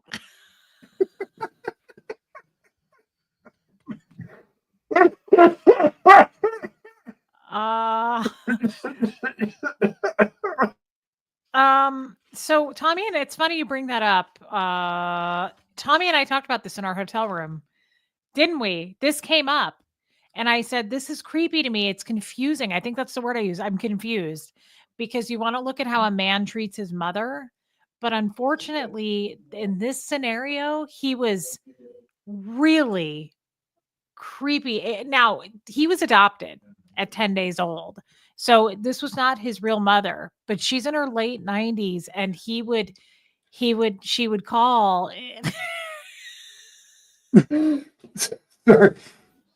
She would call and no, the cellist does not hate his mom. I think there's a little bit of a love connection there in a very inappropriate way. They would talk on the phone at length and he would go, hello, mother. And she would go, baby, hi, baby. And she would say, how come you haven't called me? And then I would hear it on speaker and she'd go, is she there? I'll just talk to you later. It was so eerie. It was super man down. It was super uncomf. So that's a confusing one for me because, I want to say the very first time I ever did a YouTube video was with Aaron Smith-Levin when I was outed, and her response, she watched it and she said, she doesn't have our last name on there, does she? I mean, this woman was so self-absorbed. It was not like, I'm sorry you went through that. Oh, wow. That sounds like a horrible story. I didn't know nothing. It was me. And That's really, yeah, there you go. Sub Rosa gets it. Yeah, I mean, she would say all the time, "How's my baby?" Guys, I have a 15-year-old son, whom I didn't adopt. Actually, he came out of me. He still left all of his items, his couch and his fridge, all that stuff still in there. That's why I'm a bit of a chub. That's why I've got a tum. No, I would never talk to my kid like that at 15. And I always got the creeps. Robert Hall, he kind of, look, and I would never speculate on something like this. Sub Rosa. Right? Eyes wide smut. Right? Eyes wide smut. Ding, ding, ding. No, really. Far be it from me ever to jump in on this. But like Robert Hall says, I wonder if the cellist was, by his mother. And my guess is that probably happened about a month ago.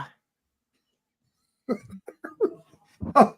In fact, it might be an every Friday kind of thing. I'm kidding. Sorry, every Friday? I'm kidding. Usually while you're trimming up the panty hamster, he's doing the same thing. Okay. That was below the belt, literally. Try to keep those gloves up.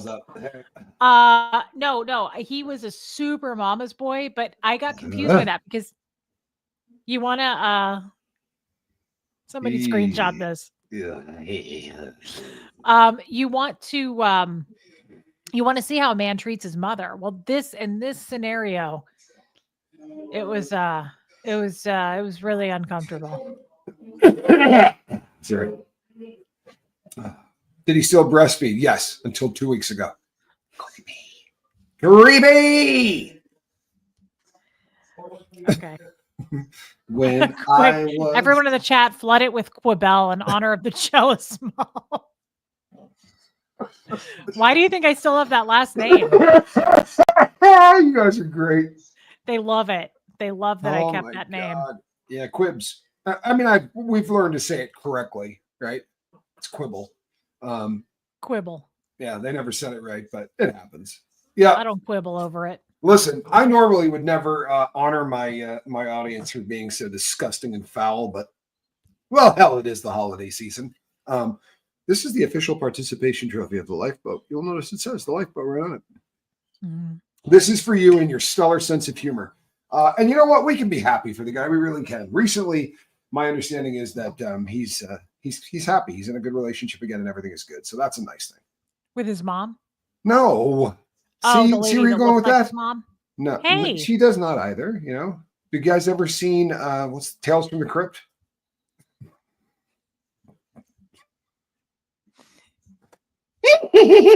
Sorry. I'm sorry. Reese, did you say Fred was happily married for 60 plus years before you? What was his line of work? Had he also been a Protestant? As far as I know, it's 30 years since the Masons would accept Catholics. Barry, that's a lot, but I will answer that for you. He was happily married, yes, for 72 years. His line of work, he went to school to be an aerodynamic engineer. He was a smart man. I can't remember the other question now that you took it away. Okay. Speak for yourself. Was he a Protestant? I think that's a religion, right? He was a Baptist. Yeah. Now, here's the thing. This may come as a shock to you right now. But currently in the United States of America, you can be invited into the shrine without being a Mason. Look it up.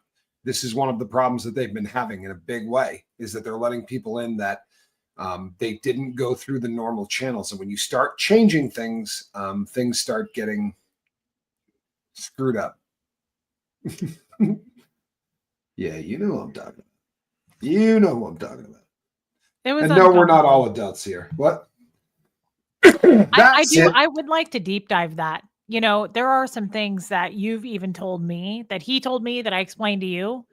And he said to me, like, this is just how it is when you're an older man, you know, and you were like, no, that ain't right. Babe, your face just twisted. No. I'm serious though. I'm serious. Do you remember some of those things? Like there's some specific things that he does. I'm I'm familiar. not going to get into it, but it's on a routine basis. On a routine You almost basis. said normal.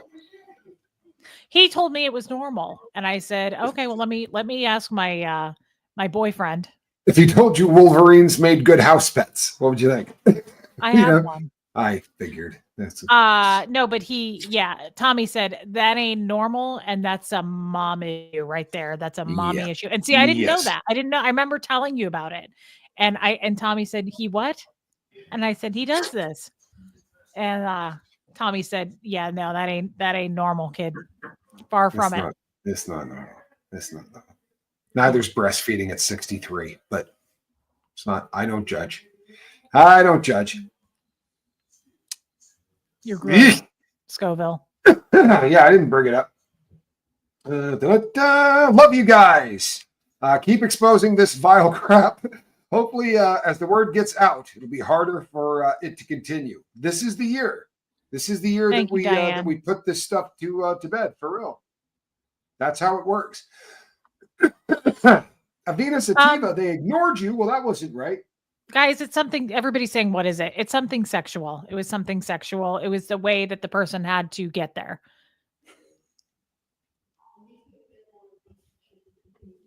Babe, I have never made you cringe this bad. That's fine. If at all possible, yes. Yeah, you got two Reese's and Tommy's in the same day. Yeah. I like it twice in one day, to be honest, but I know this to be a fact. You do. Well, don't get a younger woman then. Unless we're going to do 3 shows in a day, because that's really where she's Sometimes you can't hang. Remember last weekend? No. You said it was you. I wore you. What were you saying? I don't have any memory of that whatsoever. Doesn't sound right to me. But it's pretty cringe, Lucia. Yeah, it really is. It's yeah. It's just not. It's all bad. It's all bad. Now on the bright side, she's 100% liberated, man. She's 100% liberated and is no longer with the Duke of Creep, and that's really a good thing, is it not? I think we can all laugh about it now. Bill Herrera. Sometimes I feel sorry for him. Well, there's that. I personally, I like it. I feel like I'm in the right place at the right time. I really do. You feel like you're at the right place on the third time? Third time's a charm. Right? Bill Herrera feels sorry for you. He said that you have your hands full. Have you seen the size of my hands, Bill? Very difficult to have my hands full. But if I do, things are good. Things are good. Is this the Tommy you always speak so highly of? Wow, this guy is awesome. I've seen him on Sean Atwood's channel. Yes, Coco. Oh, very cool. Yes, this is. I do belong to the Quibs. Yes, he does belong to me, and he's talented, and he's athletic, and he's babe. Guys, that's what he did. Just tell him real quick. That's what he did on our New Year's Eve show. New Year's Eve last year. So giddy every time he does it.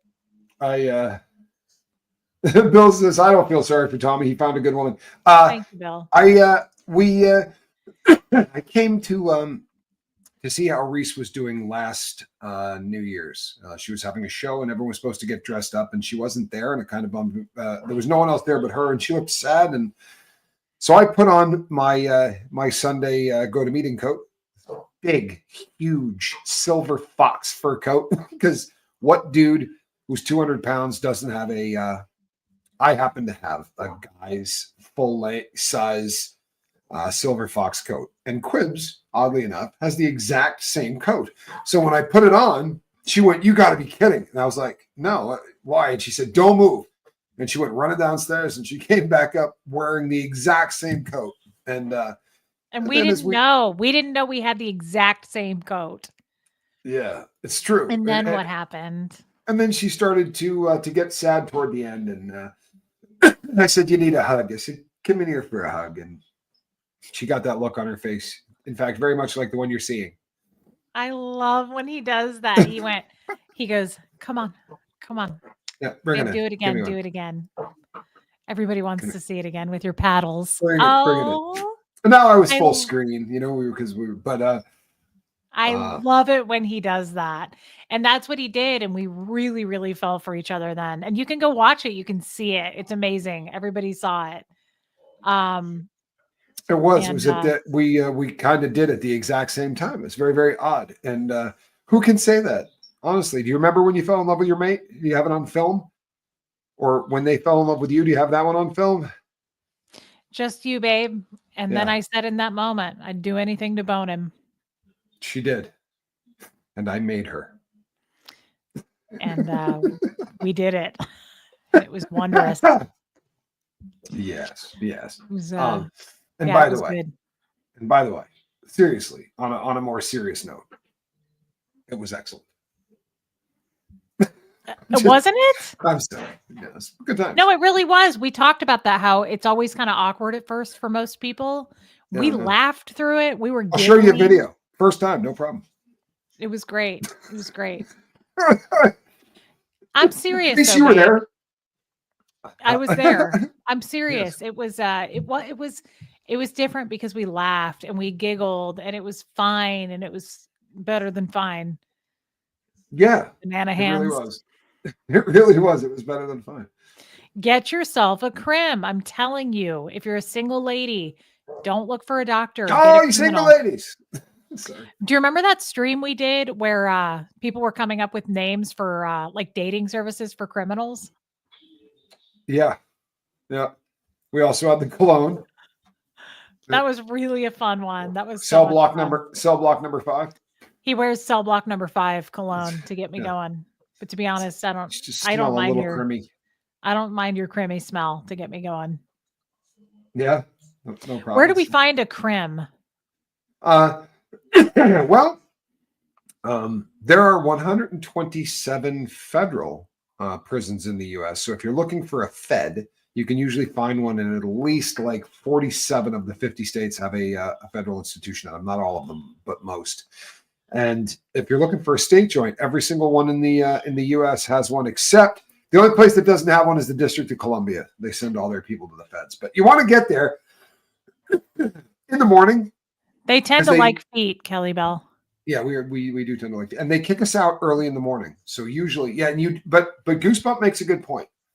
You're going to want to give your crim about 3 years, right? Make sure that they're out about 3 years. Statistically speaking, if they get by that 3 years, they're probably not going back. And if they're not going back, it's probably because they're not getting high and they're not, committing crimes and doing all of that kind of stupid stuff. Yeah, that's true. That's true. But there's plenty of crims out there, babe, like you that have turned their life around and absolutely still know how to get down.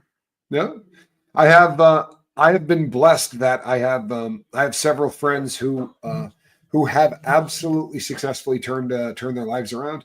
And one was awesome. I was actually in with Casper, with my friend Sam. We were in at the same time, and we did shoe time, right? And I don't know if you know what that means, but it means that we were locked in a closet together for 24 hours a day for 6 months. Yeah. So I got to know the cat really, really well. And it's wild to see him on the street doing having a great life. And, what did you dare say? The best brow game in Bug Tussle? Yeah, it's true. Although you haven't been to Bug Tussle, she has the only brow game in Bug Tussle. The letter count for Q right before I went live today, we needed 20 more to hit 1,100. I told you it was going to grow like that. You did. You absolutely did. Because I didn't think we'd hit 500, and I'm not complaining about that. I thought that is a ton. Like 500 to me seemed like so much more than we ever could. I told him he was going to get way more than that. And we have. And they've been incredible. A seasoned crim for sure. Yeah, you don't want to get one of these stupid little misdemeanor crims or just like a small town.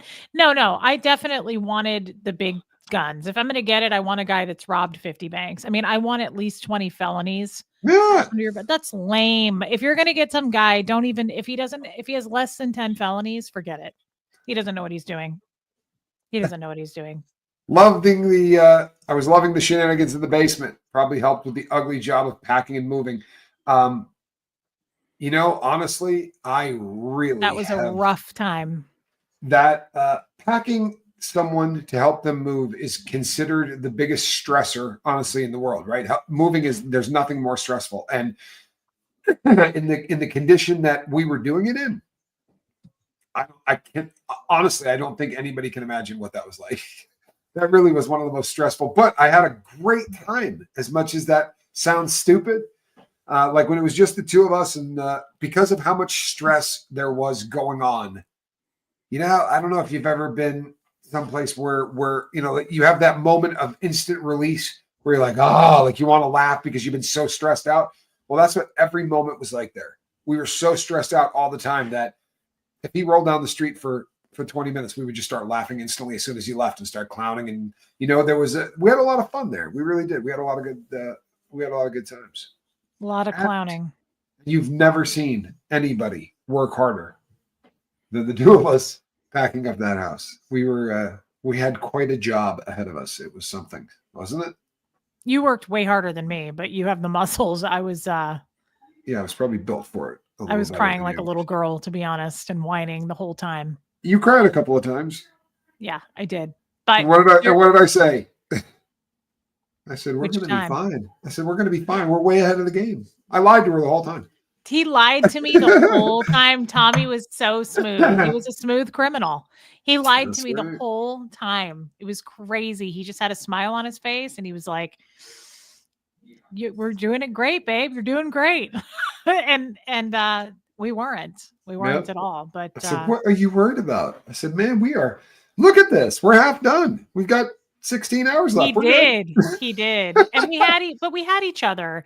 And even to the last second of the last day, I mean, he brought his Jester friends over on the last day, guys. And all of a sudden he became a dick swinger. Remember that? He was he got tough. He got tough as soon as they showed up. He got tough on the last day, and Tommy was outside dragging stuff into the U-Haul, and he said to me, he goes, "You want to fight me?" Do you remember that? He said that to me.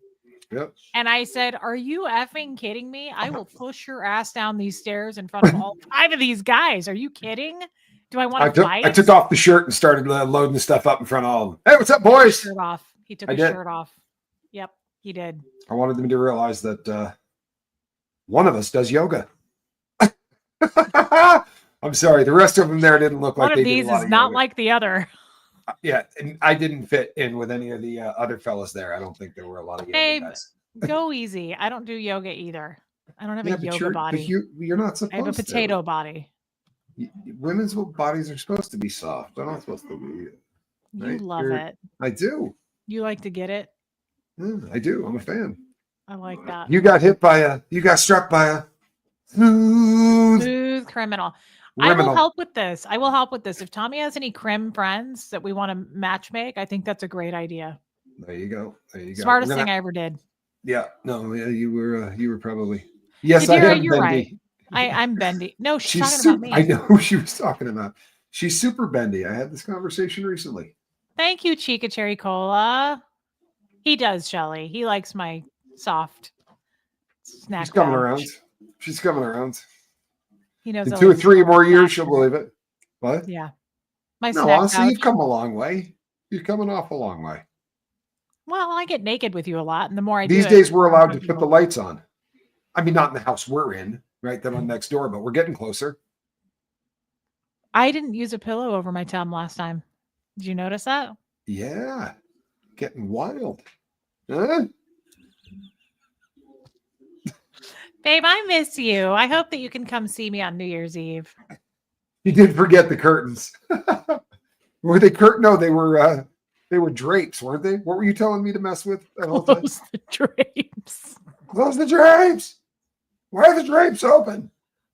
And my eyes wouldn't open. Guys, I'm we like, did a you don't have gummy. any drapes. You don't have He any gave drapes. me a gummy in Kansas City, and it knocked me You know, now it's out going to of make it my sound eye like I sockets. was the pusher man. He was a little stressed out and trying to get to sleep and hadn't been doing a very good job. So I said to her, "Hey, I've got what I use is these gummies that are designed to knock you out, and they will do that, right? It will absolutely like knock you out. You just got to." And she said, "I don't know. I've never done this." So I said, "Here's what we'll do. I'll cut it into 1/1000th of a gummy." Yeah, but they Come were on, that 100 was a really milligrams. small. They were 600 milligrams, but I did cut them into very small pieces. No, they were not. They were 30s. And I cut it into a squirrel. What are you doing? I cut it into a very small piece and I gave it to her. And she did the usual. You've seen this drill before. This stuff doesn't do anything. I went, oh boy, here it goes. No, seriously, this stuff does nothing. And then suddenly I said I couldn't feel my face and I couldn't open my eyes, remember? Yeah. Yep. She's And like, Tommy is, they I don't want to work. say, Work. That's a funny word. Work. I'm like, yeah, they're working. They're working up. just fine. Tommy is the best guide to have. I promise. If you are stoned like Bob Marley, he is the best guide to have.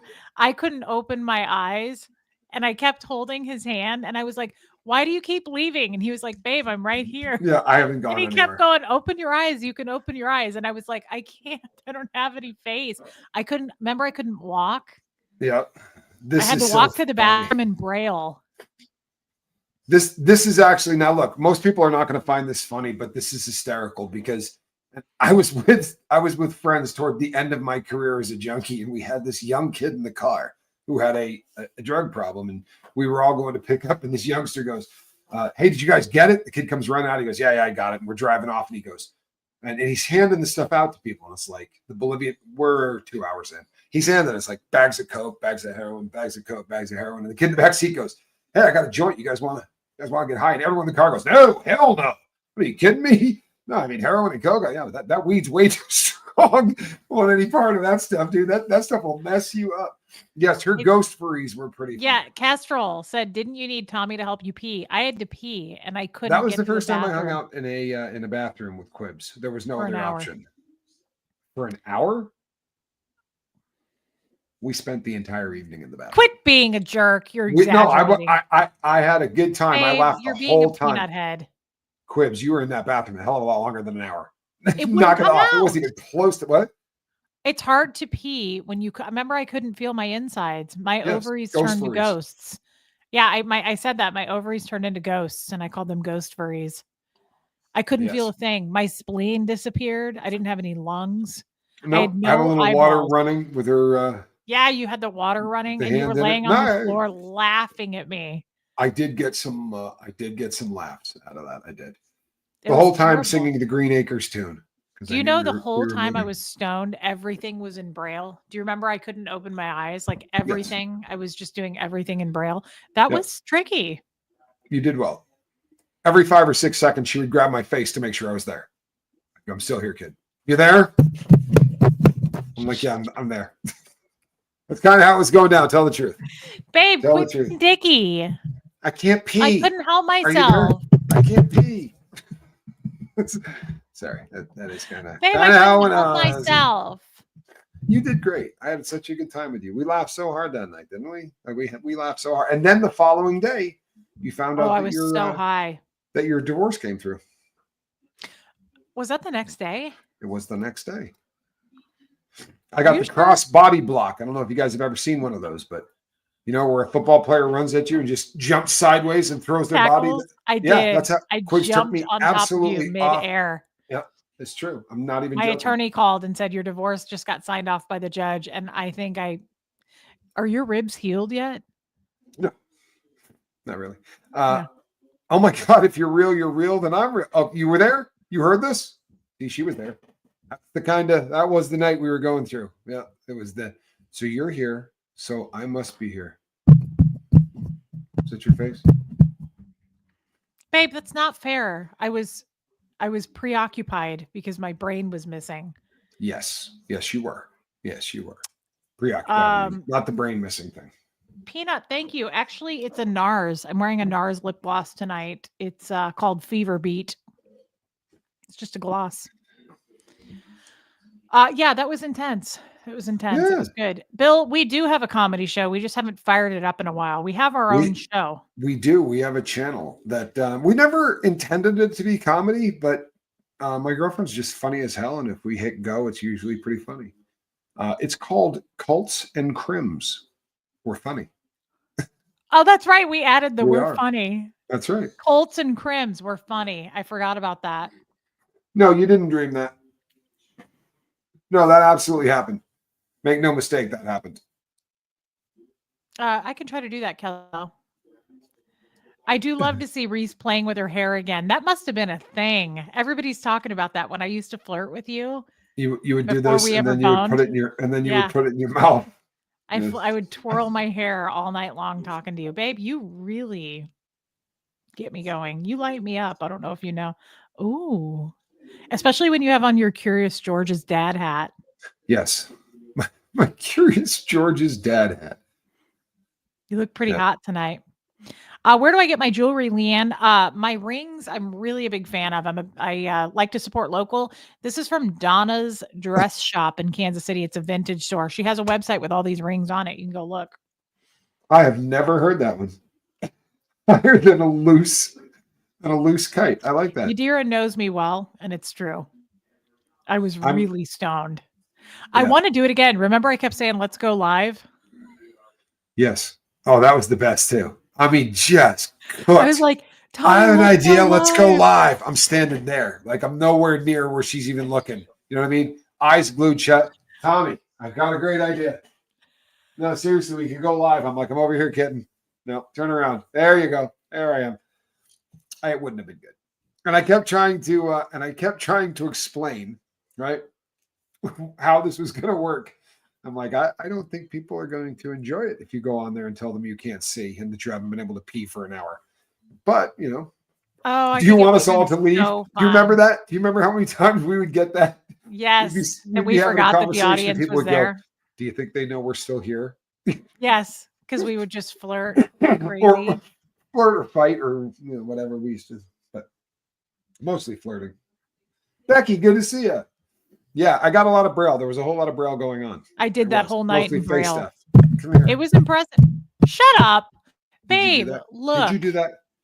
How many times did you touch my face? You were on drugs for decades. I didn't. It's true. It's true. That's a good sentence. Did you eat those again today? You were on drugs for decades. I did. You're the one that's got the shell on it. Shut up, Richard. Bill, I would love that. I really would. I would love that. And I think we got a shot of getting when you two crazy kids tie the knot. Q, I would love for Q to be there, and I think that we can make that happen. You know what?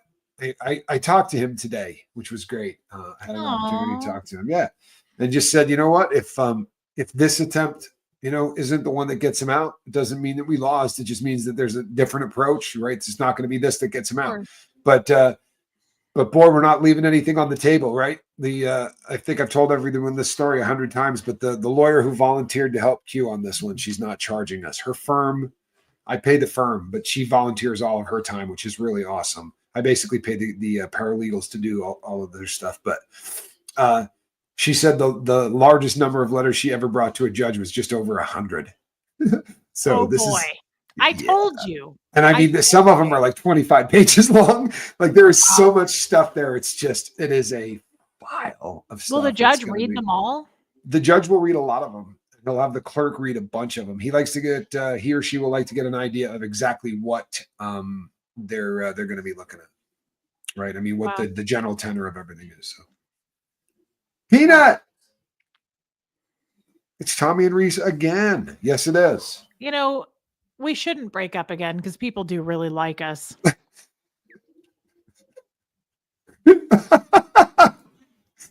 I've always pulled that one out. What are the kids going to say? The whole audience is just going to be beside themselves. You can't leave me. The plants are going to die. There. All the plants are gonna die.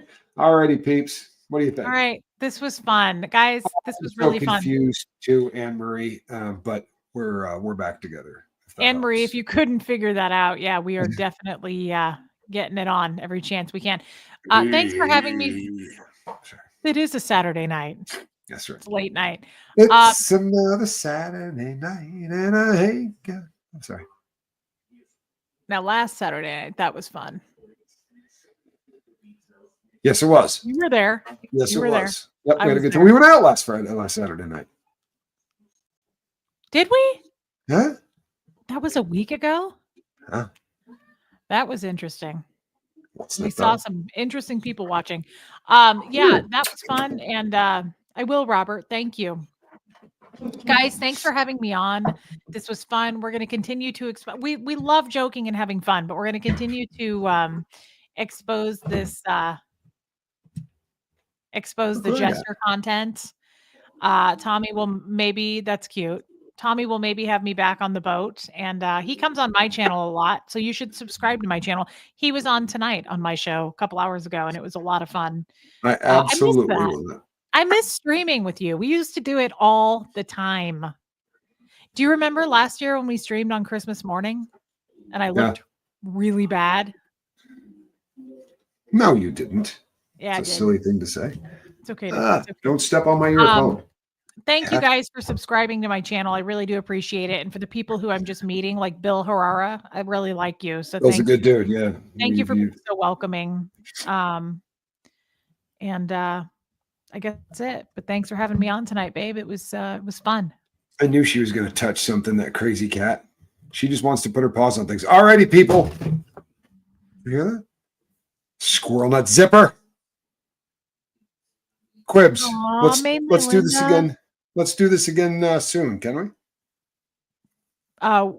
Having you having me on your show? So just on the way out, real quick, if you were hoping that that we could do something fun for New Year's, give us a 1. It's kind of an anniversary of sorts. New Year's is our anniversary. You all right, Quibs? Huh? I'm priming the pump. Just wanted to see if everybody wants me to get the Come on, I'm just priming the pump. Really cute, babe. You're really cute. I'd like to get a hold of you. To lean in that direction. You might. I'd like to get it. Play your cards right, kid. Play your cards right. New Year's though is in like 3 days, but if you can pull it off, that would be amazing. That would be amazing if you could. Your math is worse than mine. Then we're in real trouble. Yeah, I know. It's at least a week. I have at least a week. Okay. I would love it if you would come to me. I just came to you. New Year's Eve gummies, just a Northern girl. That's just a thought. Good call, right? We fire that thing up, put on some fur, and get Gummy. Only fur. Yeah. We could call our channel that. That was coming. I swear to God, I knew that was coming. We need an Only Fur channel. I knew that was Only Fur. Coming. Come on over. Subscribe. All right. Thanks for having me on. I love you, and I think you're really cute. And I'd like to get a hold of your cute little nose. This is a little nose. Good I God! love that What did your last guy so look much? Like? I love your beady little hawk eyes and your big beak. It's so sexy. You're that's adorable. Such a nice thing to say. Yeah. Like put on some fur and get a Gummy. Another T-shirt idea. There you go. Put on some Renee fur Rainbow. and get a Gummy. That's a T-shirt. I love Renee Rainbow. She's going to be in our Zoom call tomorrow. Oh, I will be stopping by for that too. So if yes, you were on the edge and you weren't sure whether or not you wanted to come by, just know I'm going to be there. Yeah, I'll thin the herd. Not as many people show up. All righty, peeps. Love you guys. Big beak, big shoes, and some hands. All righty, folks. I am the Admiral. This is the lifeboat. You saw the cat. This is my girlfriend. And between now and the next time I see you, reach out and try to save somebody. Thanks for being here, Quibs. It's always a lot of fun. Love you, Poo Poo. Thanks. Good night, everybody. Love you too, Quibs. Don't go anywhere.